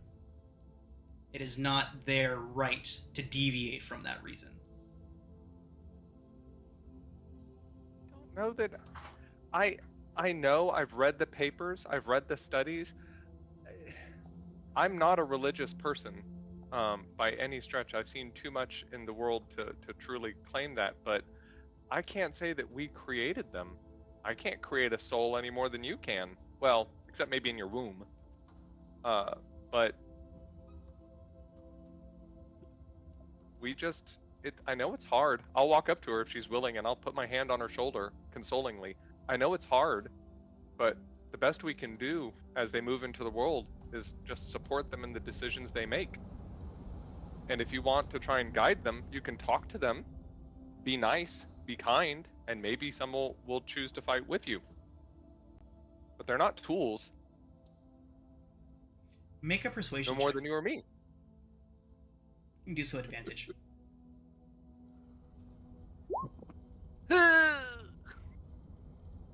So, as you reach your hand up step on as you're her foot. making, as you're making this speech, she would pointedly take a step back from you and say that she does admire your idealism and your naivety.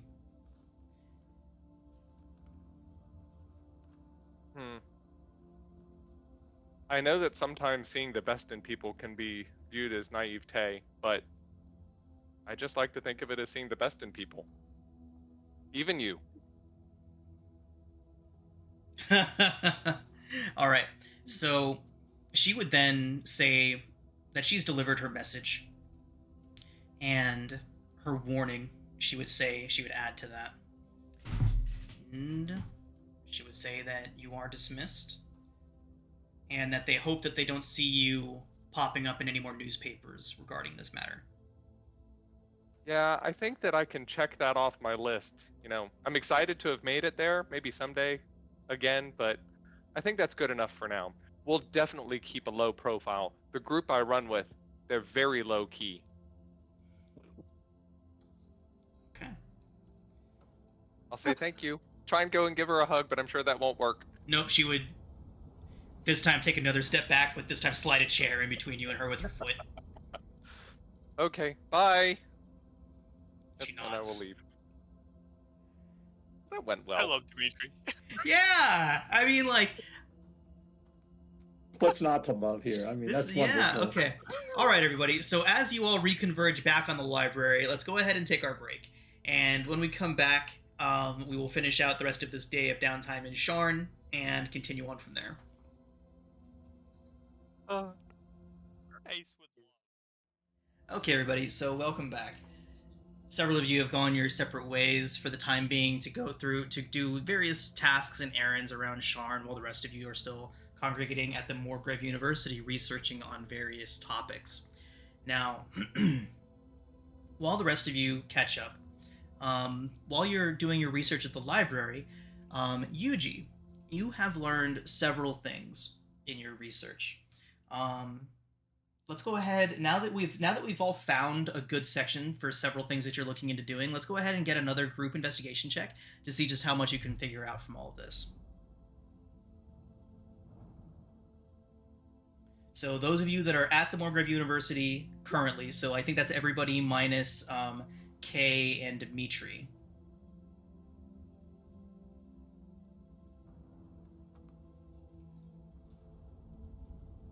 Mm-hmm.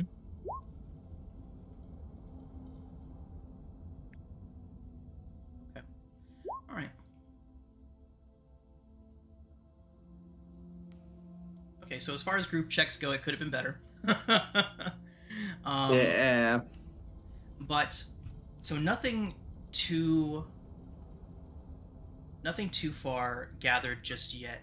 However, Yuji, you were researching into Mabar before all of this happened and before the group got distracted by all the pretty pictures in the books.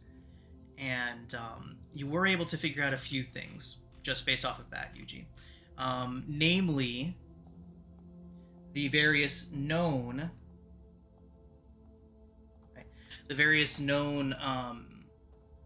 manifest zones. For example, you're able to learn of one called the Gloaming in the Elden Reaches. You know of one that is in the Fated Forest in Breland. That's actually relatively close to where you are now. And those are the only ones that are on the continent. Fated Forest, and what was the first one? The Eldine Reaches. Thanks. That was the gloaming, right? Yes, the Gloaming in the Towering Wood. Everyone knows the word gloaming is a real word, right? It's like Twilight. Oh, that's cool. Yeah. Yeah. I was not aware.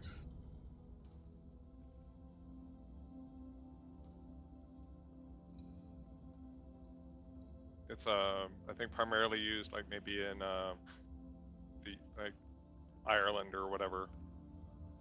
That's cool.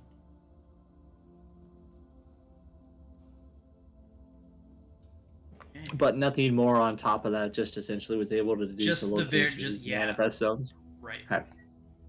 Cool. For now, at least. More than I thought I'd get. So.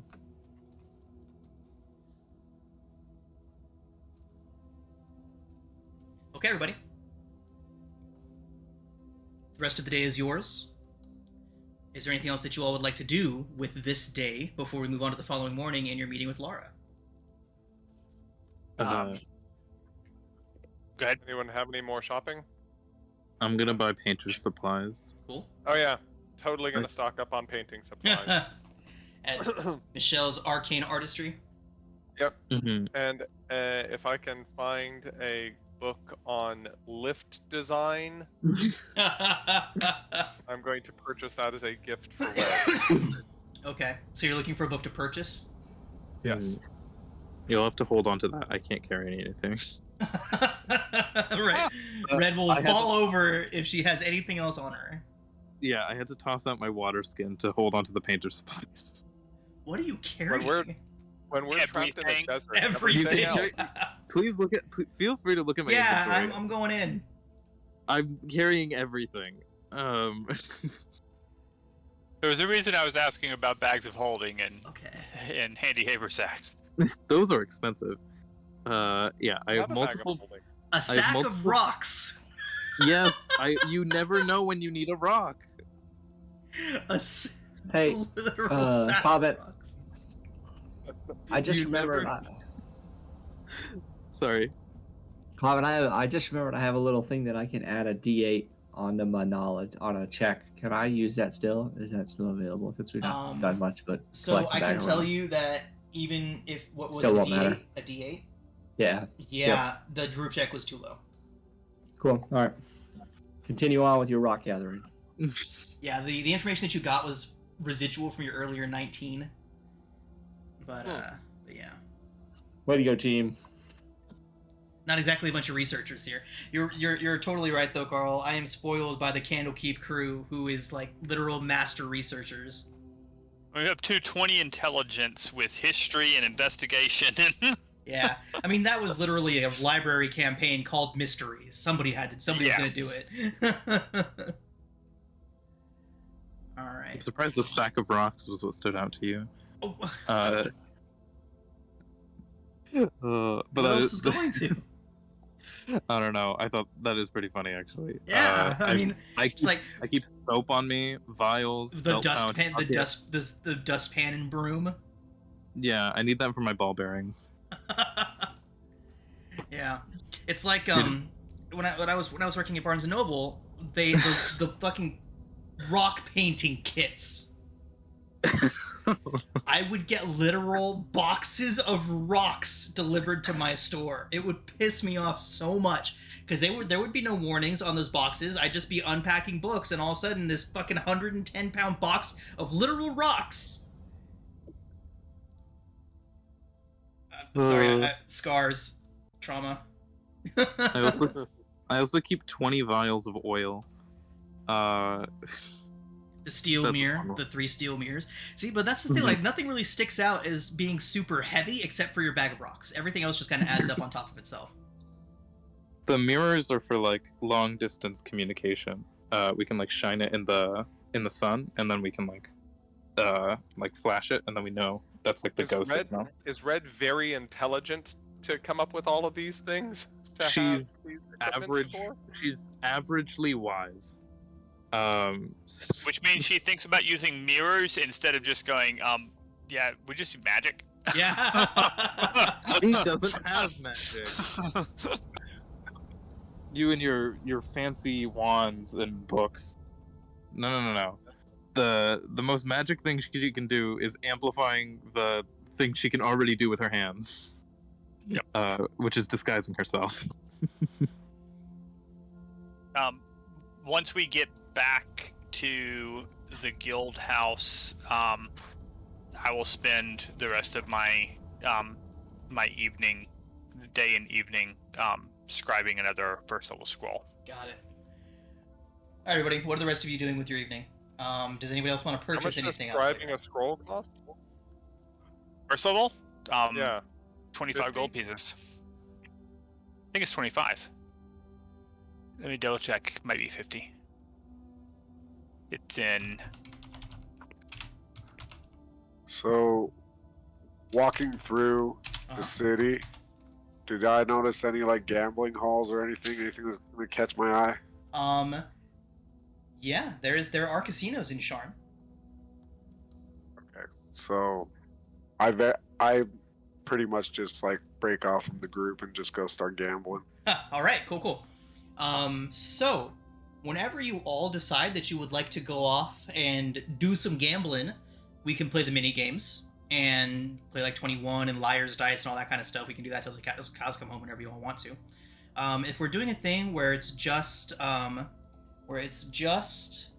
zero breaking off to do that, what we will do is we will say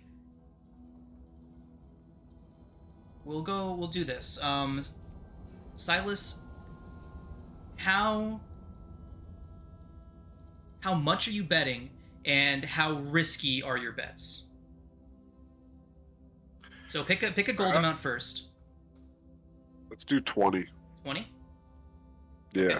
So we'll just keep it simple for the sake of these. Once we get into the mini games, I know Foster shared us a full thing of mini games, and there's the two that I know, which are the Liar's Dice and basically Baldur's Bones, which is 21. But for now, what we'll do is if you want to bet 20 gold, we'll put a risk slider on there. So the higher the risk, the bigger the payout. Low risk will be a 50-50, and that will be a just a 1-to-1. And then once we start going up from there, you'll start getting like 1.5-to-1, 2-to-1. So we'll go 1-to-1 with a 50% chance to lose, right? And then we'll go 1.5-to-1 with we'll go in 10% increments. Okay. So let's go ahead and lay that out. So for a 1-to-1 win, you have a 50% chance. For a 1.5 to win, so that would be 30 gold against your 20. That would be Sorry, I've come up with this system before. I just don't remember exactly how it works. So let's just keep it simple on a 1-to-1 for 50% for now. Okay. Okay. Sounds good. So just roll a d20 or? Yep. So roll a d, or make it a d100, and then you can pick high or low. Yeah. So before you roll 100, pick high or low. If you get high or low, then you win. All right, we'll go high. Okay. Hey. All right. So that is 20 back to you. Would I have the opportunity to follow Zero out to the gambling halls? Yes, and if more than one of you would like to gamble, we can totally play a round or two of either Liar's Dice or 21. He has no interest in gambling. Okay. Is there like a knowledgeable barkeep in the darker corners of the bar? Make a charisma investigation check. A charisma investigation check? Yep. That means an intelligence check, and you can add. An investigation check that you can add your charisma bonus to if you want to.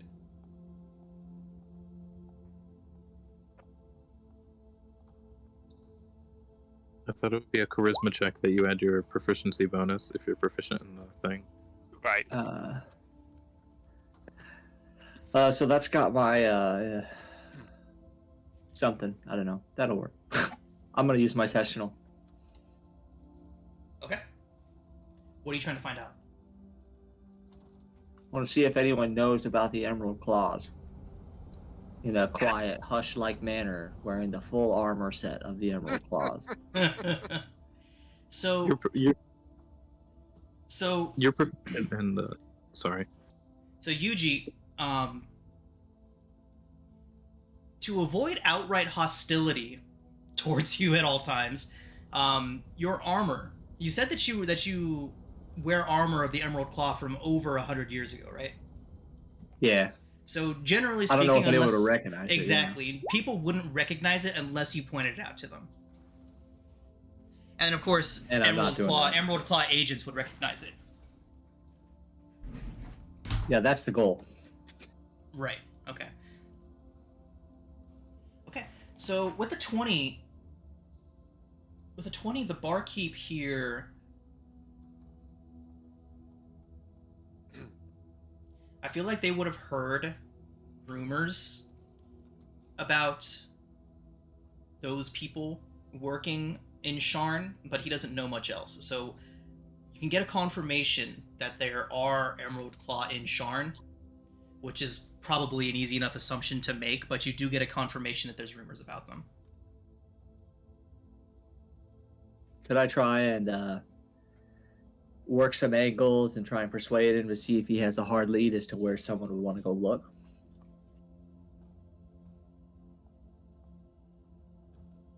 Okay, you can make a persuasion check.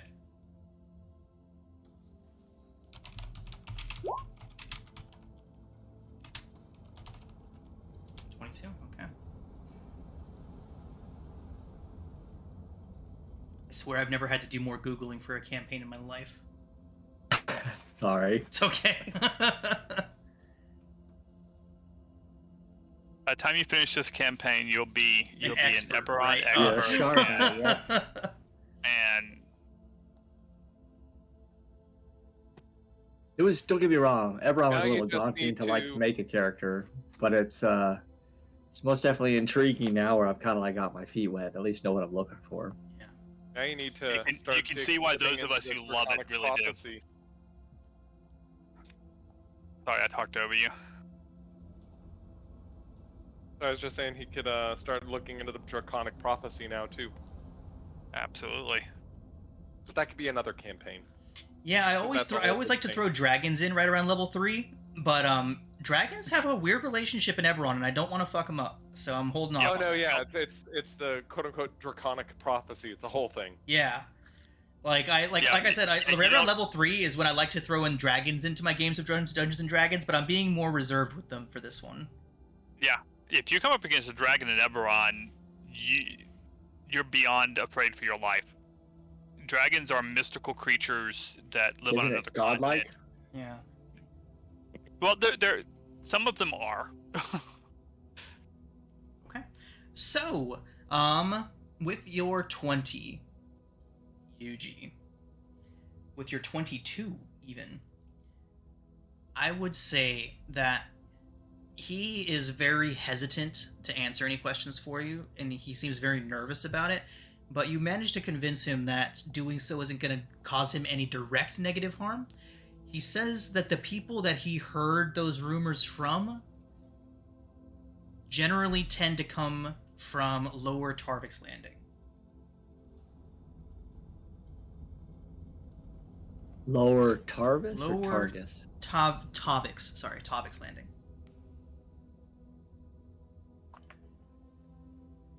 Usually will kind of follow up with this conversation never happened, and I'll slide him a gold and walk away. Right. Just FYI, everybody, these images that are all over this Sharn page are highly zoomable. So if you ever need a reference for location, this image down here gives you your locations in the city.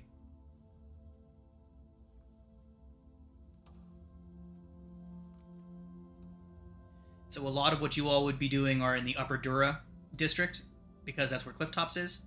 But yeah, Over here. Yuji just murdered the guy he was trying to help out. Smite him to death. Yeah, I hit the wrong button. Yuji I should, smited him with a gold coin. You're right. Yuji should Taught offer him him a a hug. lesson. No, that's not Yuji. There's not going to be any hugs from him. On the plus side, Lower Tarvik's Landing, just does have the lightning rail station. I would like to do some gambling, if I could. Okay.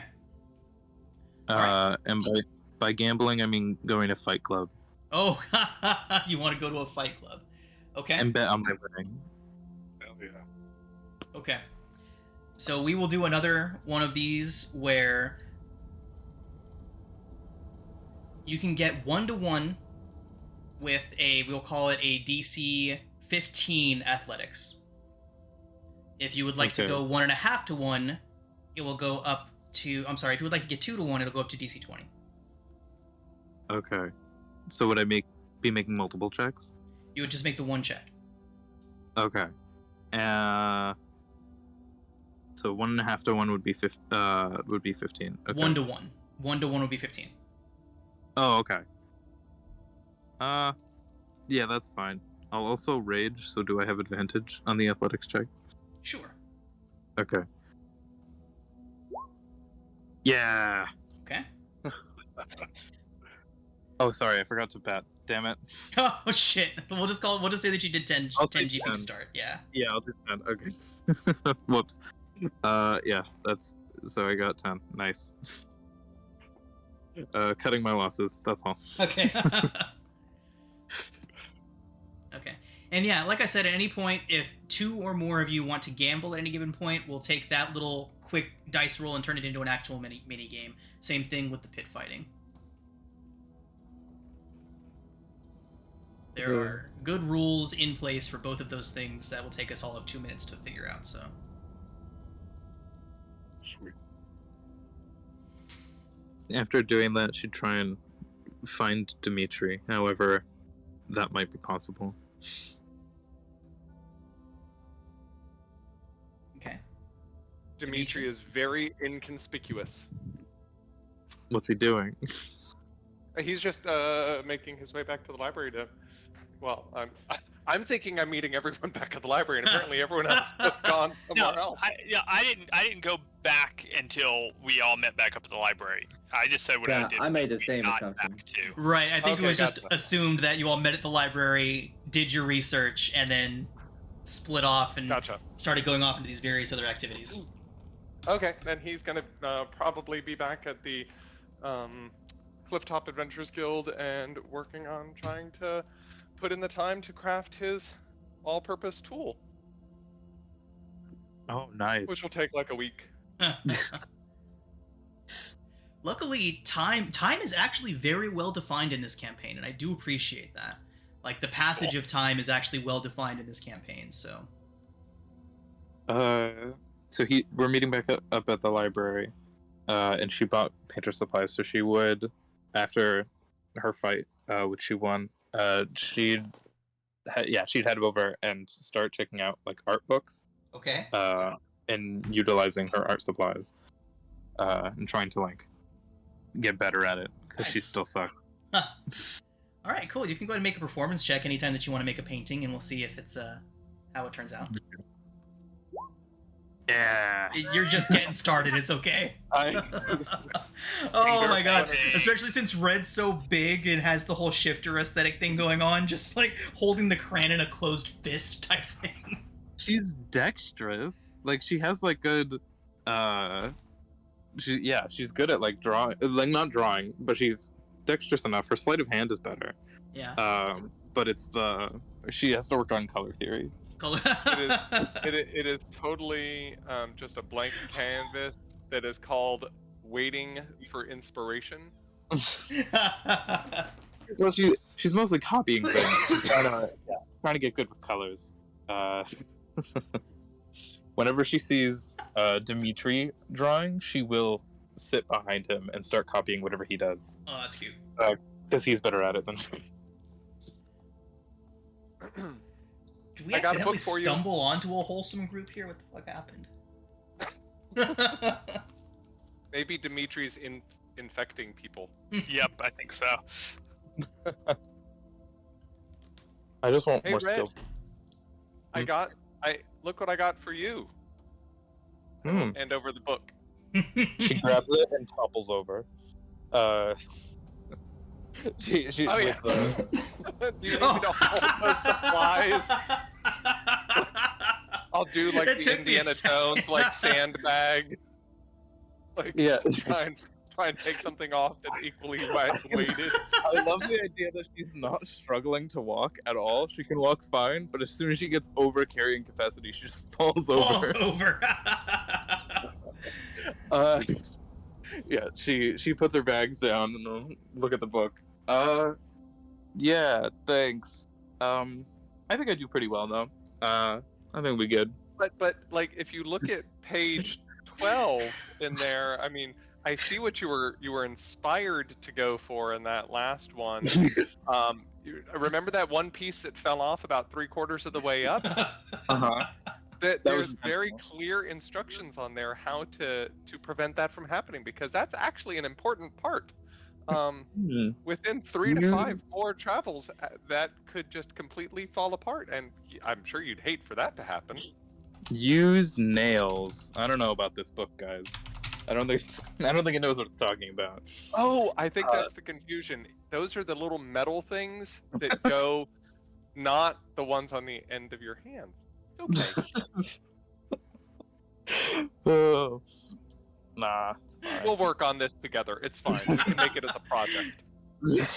See, Dimitri just needs to practice, whatever Dimitri sits down to draw lift schematics.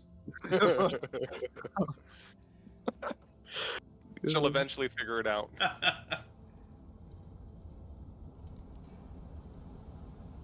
Well, was everyone's day productive? I beat a guy up. That's unfortunate. Good for I you. won money though. Yeah, I got money for it. Ah, so you're buying the first round. Hey, that's very kind of you. This is such a generous group. Just get voluntold. Voluntold. What was the name of the place we were supposed to meet Laura? The Drunken Dragon. Is that nearby, or is that? It is actually in the Clifftop district. Oh, okay. And that'll be in the morning. In the morning, correct. Did we want to try and check on Chandra? I guess we didn't run into her accidentally. No, Okay. you did not. At the university. If anybody would have inquired as to Chandra when you were at the university, you would have been met with, "Have you seen her?" Uh-oh. Hmm. I think it can wait. If we really think we need to check up on her, though, we can fork out the cost for ascending at a house, Silvis? Civis. That's it. Yeah, one of the Civis message centers. At the Gnome Depot. Yes, the Gnome Depot. One of those books. Also, copied remember the instructions given to you by the rat. Oh yeah. That's if we need their help. Right. Just whisper it to the wind. Yep. If you need a favor from her new family, whisper it to the wind. We will find you. And then rat yeeted itself off a bridge. And onto a taxi. And onto a taxi. He totally pulled a Anakin. Sheathing its lightsaber on the way down. Trust me, I've always wanted to do a Cyanite in Sharn, in a campaign that was just run in Sharn, and do the jump out the window and catch a sky coach and do the. Nice. Well, no, I think that we have too much on our plates now, though. I am a little worried about her. I mean, it was traumatic what occurred to her, and it could have been much more traumatic. Well, yes, but it could have become much more traumatic afterwards too. I don't know. What do you think? You guys have a lot of hang-ups. From what I hear, House Tarkanan takes care of its own. They can be a bad group to anger and a good group to have on your side.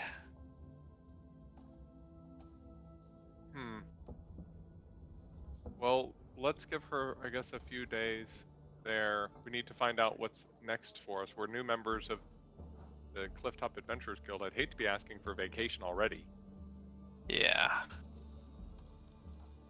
I can tell you that the Dark Lanterns have tried to get somebody on the inside of Tarkanan before. It never, ever works.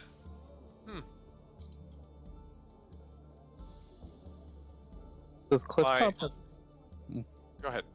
does Clifftop have PTO?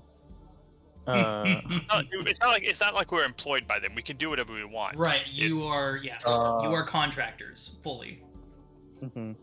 Yeah, we should act our wage. We should call out. But tomorrow morning we'll be offered a new job and we can take it or not. I personally need the money.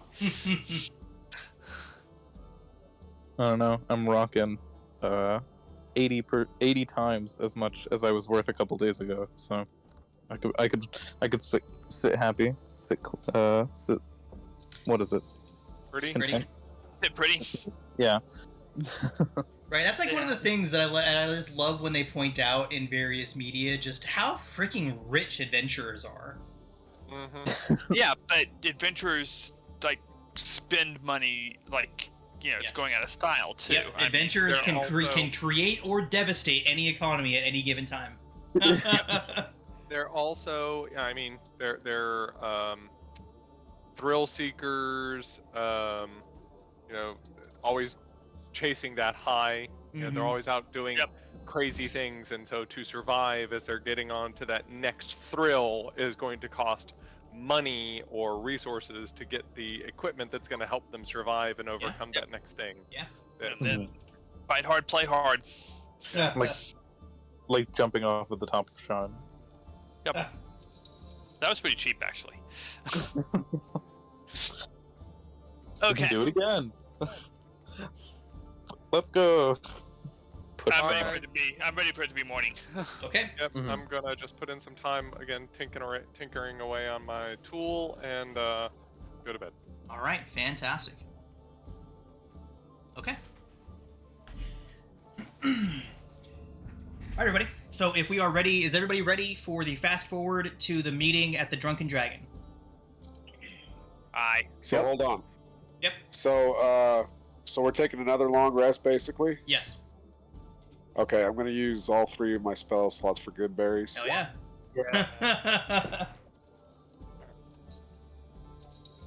So You that's learn. another 30. You learn quickly, young Padawan. Well, those 10 before they basically expire, right? So Right. it's just 30 now. Okay. Just 30. All right. Good. Just Basically, 30. just means that you'll be 30. starting. You'll be starting off any given day with 30. All right. Nice. I will buy Gale Mail, I think. Scale Yeah. down, cool. Mm-hmm. But really though, adamantium armor is it just like plus 500 on top of armor or what? Oh, on top of just like your full plate? Yeah, or something like that. Or if I did scale mail adamantium. There is an actual pricing guide for Adamantine Armor in the document. Let me check that out real quick. Haha, just remembered I cannot wear armor. Oh, damn. That is heavy. That armor is, quite heavy. Backbreakingly. So yes, anytime that you're getting Adamantine Armor, that is 500 on top of the original price of the armor. Okay, cool. The plate is 1,500. Yep, so 2,000 for Adamantine plate. Woohoo! Do we need to pay another 5 silver, or does 5 silver before just cover everything? I Or assume what? we need to pay another 5. Our Oh, nightly lodgings. every night that you stay at the Clifftops Guild, anytime that you stay here, it is going to be 5 silver. All right. So another 5.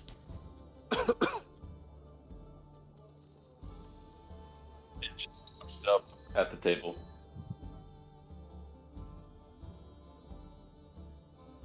Just sitting. Okay. I just realized I'll be able to afford to like wear scale mail at level 8. That's when I'll be strong enough to wear scale mail armor.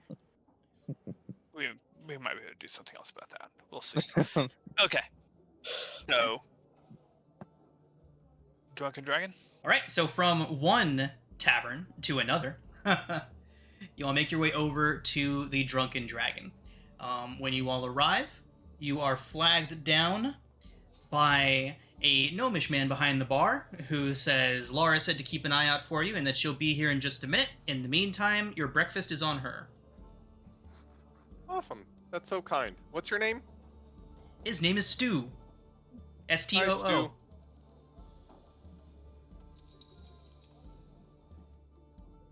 Nice too. Gives you all a brief Bacon, nod. 4 eggs, hash browns, tomatoes, beans.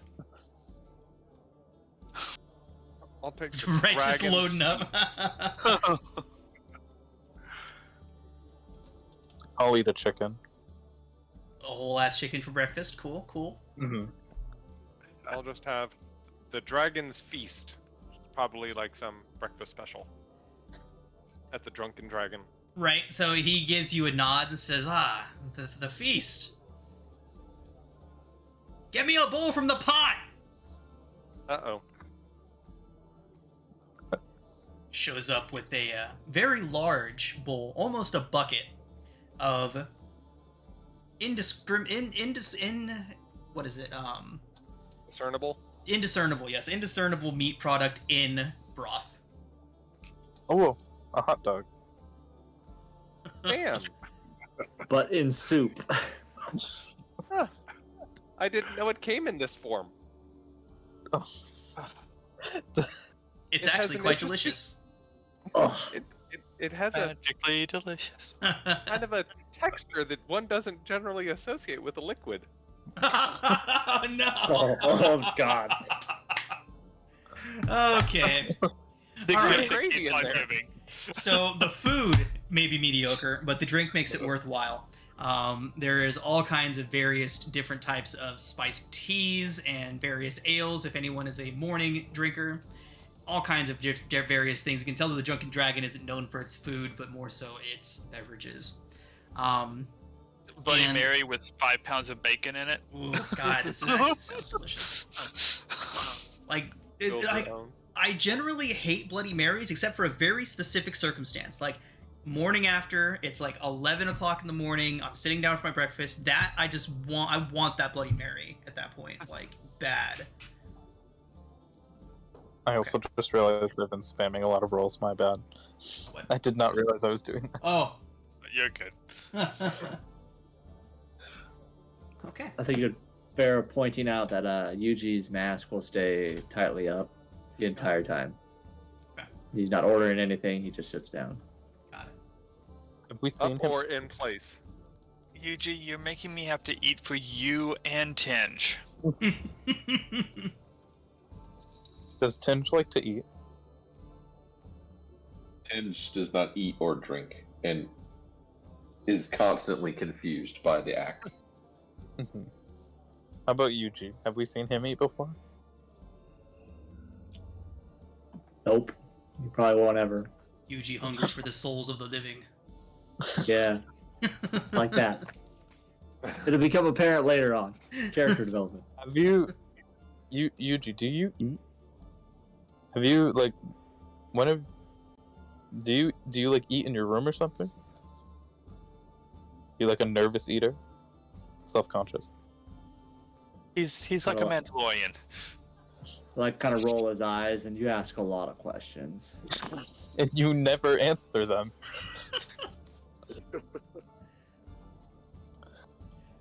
Red, here, try this. Privacy is a wonderful thing. Red, try this bacon. It's really good. They spiced it really excellently. They're trying to make me All hungry right. over here. Alright. Is there something wrong with it? Still eat it, but like, like, It's spicy, peppered bacon. I'm just trying to distract Red from the obviously discomforted Yuji. mhm. After she's done eating, she's gonna draw the scene of everyone at the bar. Okay, cool. Make a performance check. Can I make a dexterity check? With like, cause it's like my sleight of hand and You stuff. take your crayons and you draw your picture. Like a dexterity performance? Because I'm not proficient in performance either way. Yeah, you know what? Let's go ahead and do dexterity performance. That's fine. Nice. There Okay, we go. better progress. Progress is being made, Yep. You can see the outline of people. right? It is clearly people at a bar. All right. So, not You're doing too excellent. nice. All right. So, not too long after you all have finished your breakfast, Laura does approach your table. She takes an empty seat next to you all, pulling one up if she needs to, and thanks you all for joining her there. She says the Clifftop Guild greatly appreciates your willingness to answer their call for assistance once again, and says that your all's escapades drew quite the crowd and quite the attention to the Clifftop. They've had more recruitment requests in the past 24 hours than they've had in the past 2 weeks. So, she thanks you for that. We aim to serve. You're welcome. Oh, that's so nice of you to let us know. And thanks for breakfast. She says it's the least the Clifftop can do. We get a cut. She gives you a What does smile, Nigel and need she now? says, "Thank you again for your help." What does Nigel need now? So she says that Nigel Farius has provided Clifftop with a map leading to a possible entrance to a rumored valley within the Greywall Mountains. If the Provost's research is to be believed, the Shining Valley is a possible Irian manifest zone. She says that our client is in need of an expeditionary party to investigate the rumors of this manifest zone, and if it's true, to map out the area and charge this amulet. Lara pauses and shifts in her seat for a moment. She then produces a wrapped bundle and places it on the table, pulling back the cloth around it to reveal a sapphire amulet. A parchment and 2 small glass bottles containing red liquid is also in the bundle. She slides the whole contents across the table to you all. Greywall You Mountains. quickly that's in slide back between- away. That's in between Breland and Droam, correct?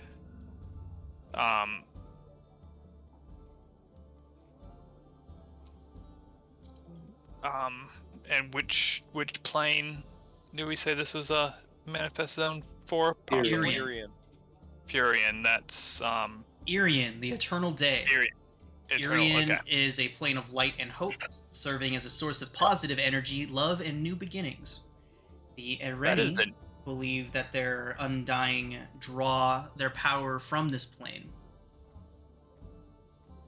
That is a interesting location for an Irian manifest zone. That sounds exciting. We could all use a little bit more of that. Sorry, was that? So that's a contradiction.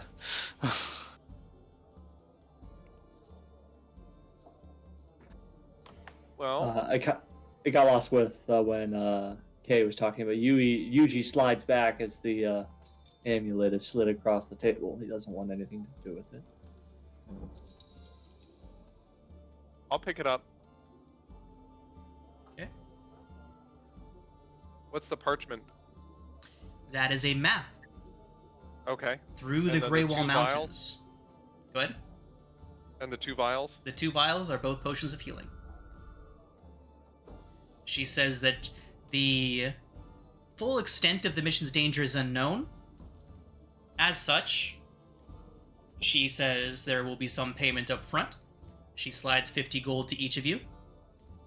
Some insurance, she gestures towards the 2 vials, and says that there will be another 50 for each of you upon your successful return with the charged amulet. Another 50 if you successfully mapped the region. I like mapping. What about travel to the Greywall Mountains? We're looking at... She says there's no need to worry about that. She informs you all that the Clifftop has requisitioned the use of a Delirindar skyship, piloted by one Delirindar. He's waiting for you at the skydocks whenever you're ready to depart. Wow. I was about to say it's, between 300 and 400 miles as the skyship flies, and so it is. I've never been in a skyship. Nor have I. I mean, I gonna pull out, sort of, subtly the fall, the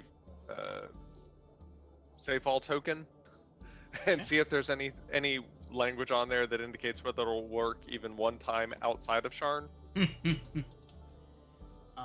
You know what? Let's take a look. I never saw anything specifying that it only works in Sharn, so let's double check. My understanding is the reason that they're so cheap is that they only work inside Sharn, That's or my understanding. another manifest zone of the appropriate plane.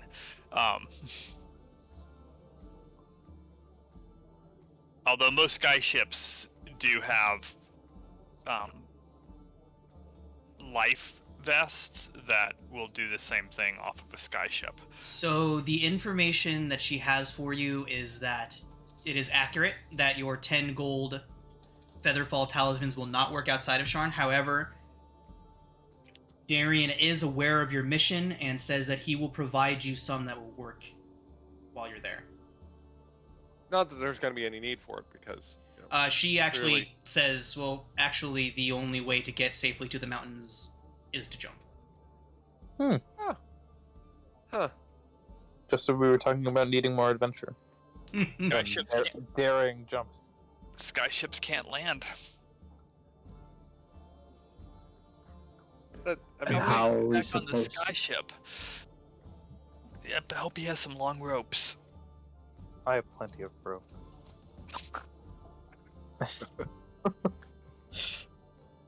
Okay. He's ready for us now? He is.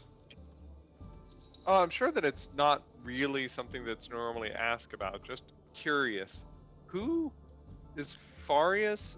Is his family wealthy, or is there someone funding this endeavor? She says that they are looking into it, but Farius seems to have fallen into quite a bit of wealth rather recently, and is personally funding these expeditions now. Oh, good for him. Must have won the lottery. You just Or it won the does say that lottery. they also find it a bit suspicious and are looking into it.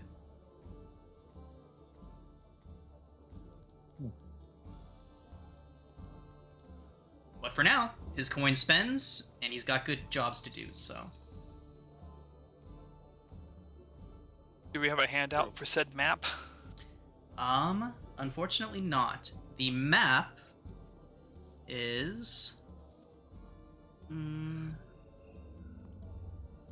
So the map leads to an area, to a general area within the Greywall Mountains, then provides instructions to pass through a network of tunnels. This is where the entrance to the valley is believed to be located. Ah, so it's a valley that you can't... Okay.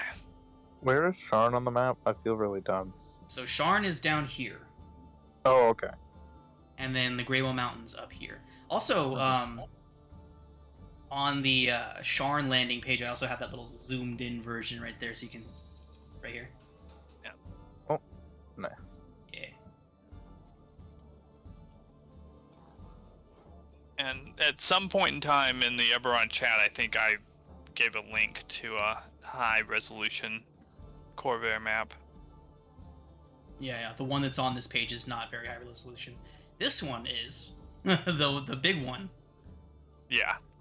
That's just the Roll20 one. Super detailed. Yeah. All right. Alright, Well, so let's go. you all are to meet Captain Darian Delirindar. He's the pilot of the Clear Blue Sky. He is currently docked at the Dragon Towers in the Dragon Tower district. Has anyone, out of curiosity, been on a skyship before? Airship? I've been on those taxis. Is Yeah. that similar? I've been on the sky coaches. I Similar saw, to different than- I saw a couple of the sky ships during the war. Knew a couple of guys who were airborne for doing assaults, but never got assigned that myself.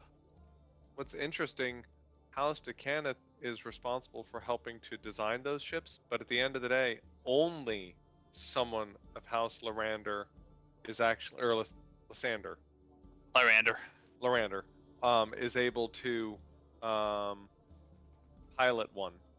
Yep. Something Market to do Storm. with the elementals or something like that. So I heard some of the stay on his good side.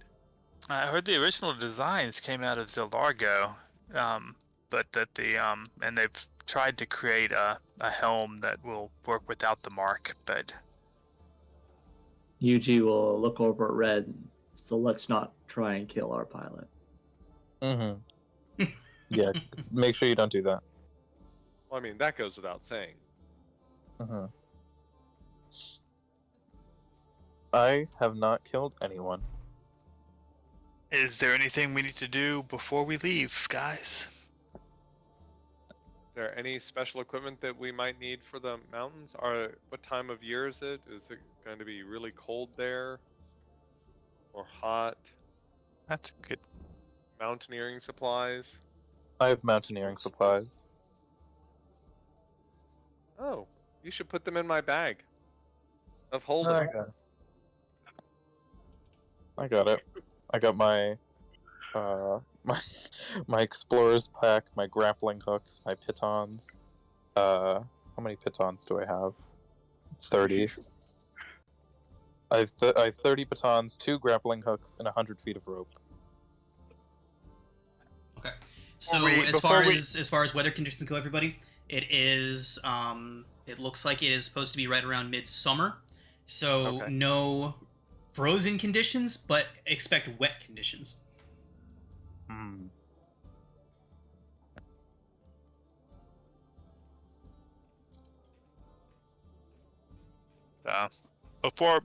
Before we arrive at the ship, buy some extra rope. Throw it in the bag.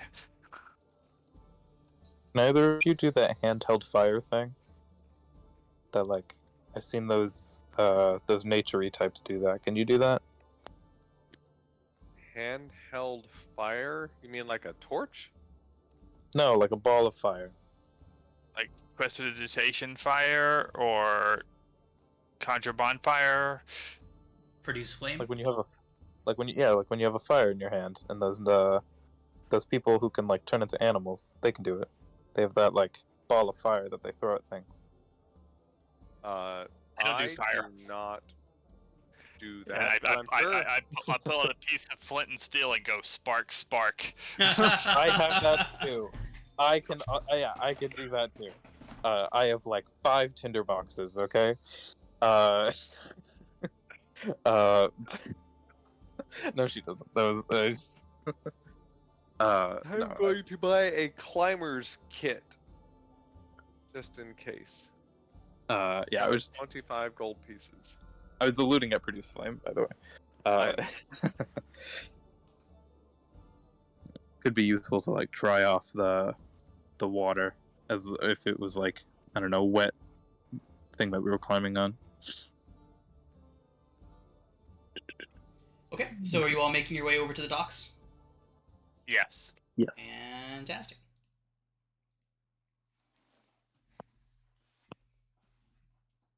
This is probably the only group I've ever been a part of is this prepared to go on an adventure. Never once in my life have I thought, do I need mountaineering equipment to go to the mountains? No. No. Are we getting silk rope or hemp rope? Point proven. The silk rope is lighter, but it's more expensive. That's the only thing. Hemp rope. We've got a bag of holding. Mm-hmm. Okay, everybody. So, making your way over to the Sky Docks, you do meet Captain Darien there. His ship is a rather large galleon-style ship with what looks like a ring of elemental lightning surrounding it. Sheds off a little bit of light, bathing the entire dock and the ship, even at this bright morning, in a faint blue hue. Captain Darien sees you all, runs down the gangplank, and says, "You all must be from Clifftop. It's wonderful to meet you. I am Captain Darian Delirindar. And this..." Raiders, nice to meet you. What was that? AIDS Raiders, nice to meet you.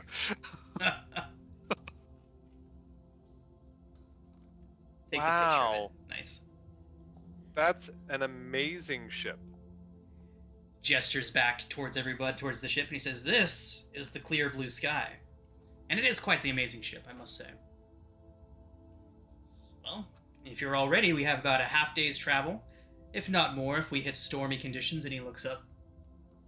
Better make that most of a day's travel, which is probably for the best. We'll be arriving over the mountains at night, but trust me, you don't want anything seeing you come in over those mountains. Wouldn't Any the particular... glowing... Have you been to the Grey Rock Mountains yourself before? As I said, he has. On many occasions, he's made flights over for things much similar to this, drop-offs and pickups. Wouldn't the lights surrounding it be very much more noticeable at night than during the day? That is why we waited for a storm. Ah, well that makes perfect sense. Jumping out of a skyship onto a mountain in a storm. Should be fun, right? Yeah. Absolutely. Like, at the bare minimum, it'll be fun to watch. Mm-hmm. Oh, is that an option? For me. I will note Dimitri would be given 20 pounds of hemp rope, which is 100 feet, because I don't want to hold on to it anymore. It's really heavy. And I would buy 15 pounds of silk rope, because can never go anywhere without enough rope. Alright. So, 20 pounds is 200 feet? 100 feet. 100 feet. Yeah, hemp rope's heavy.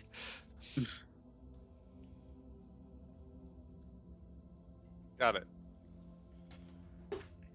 How exciting. I can't wait to do more skydiving. Maybe we can like use the silk rope as like a bungee cord, and we could like jump up and down while we're flying there. Of all of the groups that you've taken to the Grey Wall Mountains, and the most well-equipped, if you just reflect back on all of these visits, what did the most well-equipped have that everyone else forgot? You would think for a moment.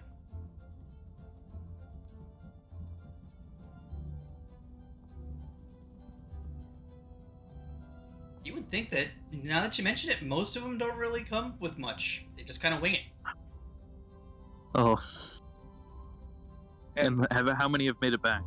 Yeah, that's a great question too. Less than all of them.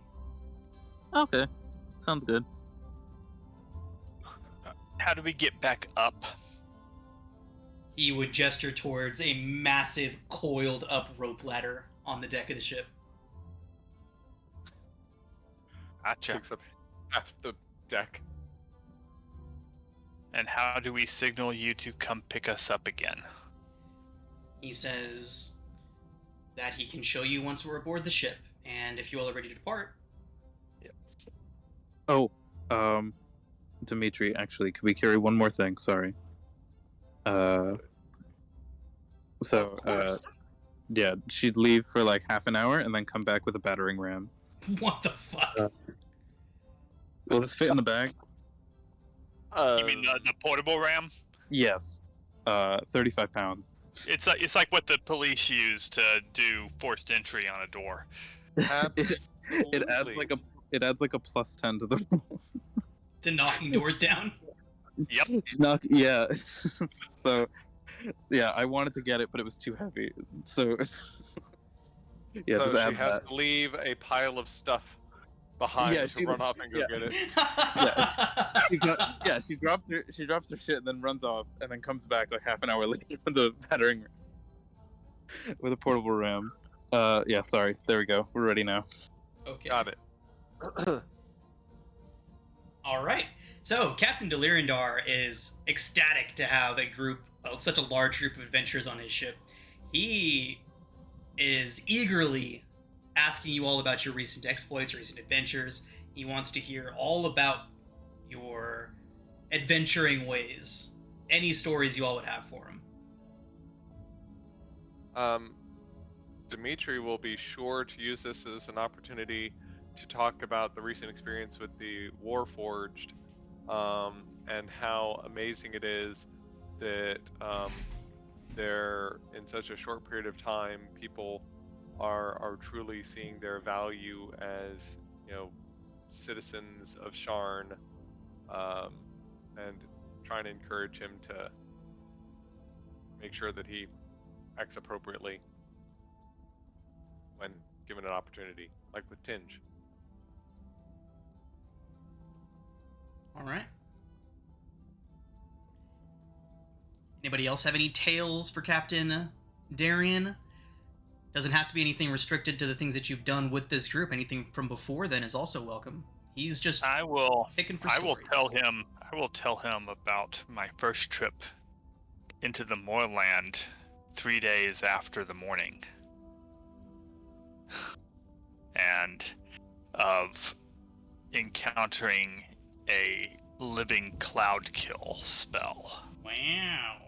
That chased us for days. For days. Wow.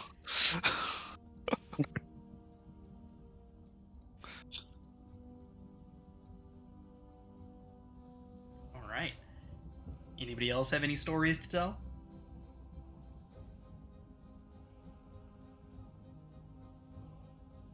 All right then. So, the journey to the Grey Wall is going to take the better part of the day.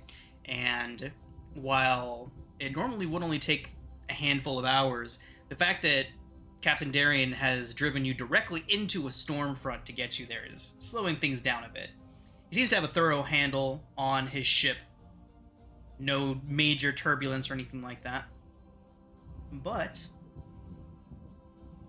after a few hours, the sun does begin to drop low. It does begin to get darker.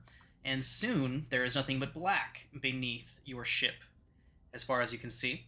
And the only thing that lights up the sky is the occasional lightning bolt, making visibility clear so that you can see the mountains rising up to meet you.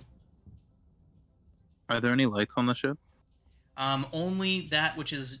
So at first, yes. At first, there's lanterns. As soon as it starts to get dark, there's lanterns everywhere.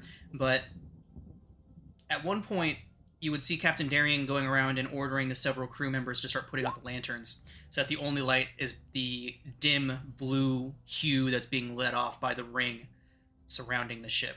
So it would start to get a little darker. Do we know why they're turning off the lanterns? Did they say? Well, it was alluded to earlier. Somebody asked about being seen approaching the Grey Wall. And because Drome is a very hostile place, so they are illuminating so that they have so that they're not detected by anybody that might be watching. The ship's ring traveling through the clouds looks dim enough that it's not too noticeable and blends in well enough with the various lightning strikes. Is there any sort of magical protection on the ship that keeps lightning from striking us? Darian would just look over towards you and give you a smile. Huh. He does have the mark of storm. I hope he can protect us from a storm. All right. Okay. So That sounds like a good idea. the trip is a bit shorter than you all had expected. And soon, Captain Darian informs you that it's time. You step onto the deck, onto the outer deck of the clear blue sky. The only illumination is the ring surrounding the ship and the occasional flash of lightning. It looks like a very long way down. And as you're all looking over the ship, who do you think would be actually like looking over the deck and looking down? I would. Absolutely, I would. Huge, you would. Yeah. So, Not as Dimitri. you go I'm over to fascinated. look down,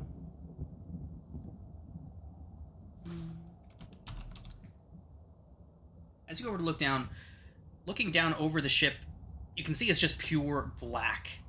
But a lightning strike hits, and you swear that you see something poking out from underneath the bottom of the ship, almost like a stick stuck to the bottom. Red and Kay, could you make perception checks for me?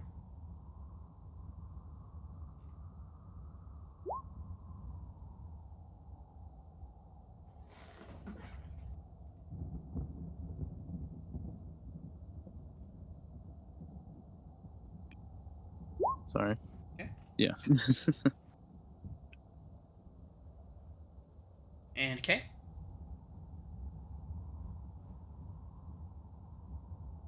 Oh, sorry. No worries. You said Perception? K. I am still getting used to that being my name.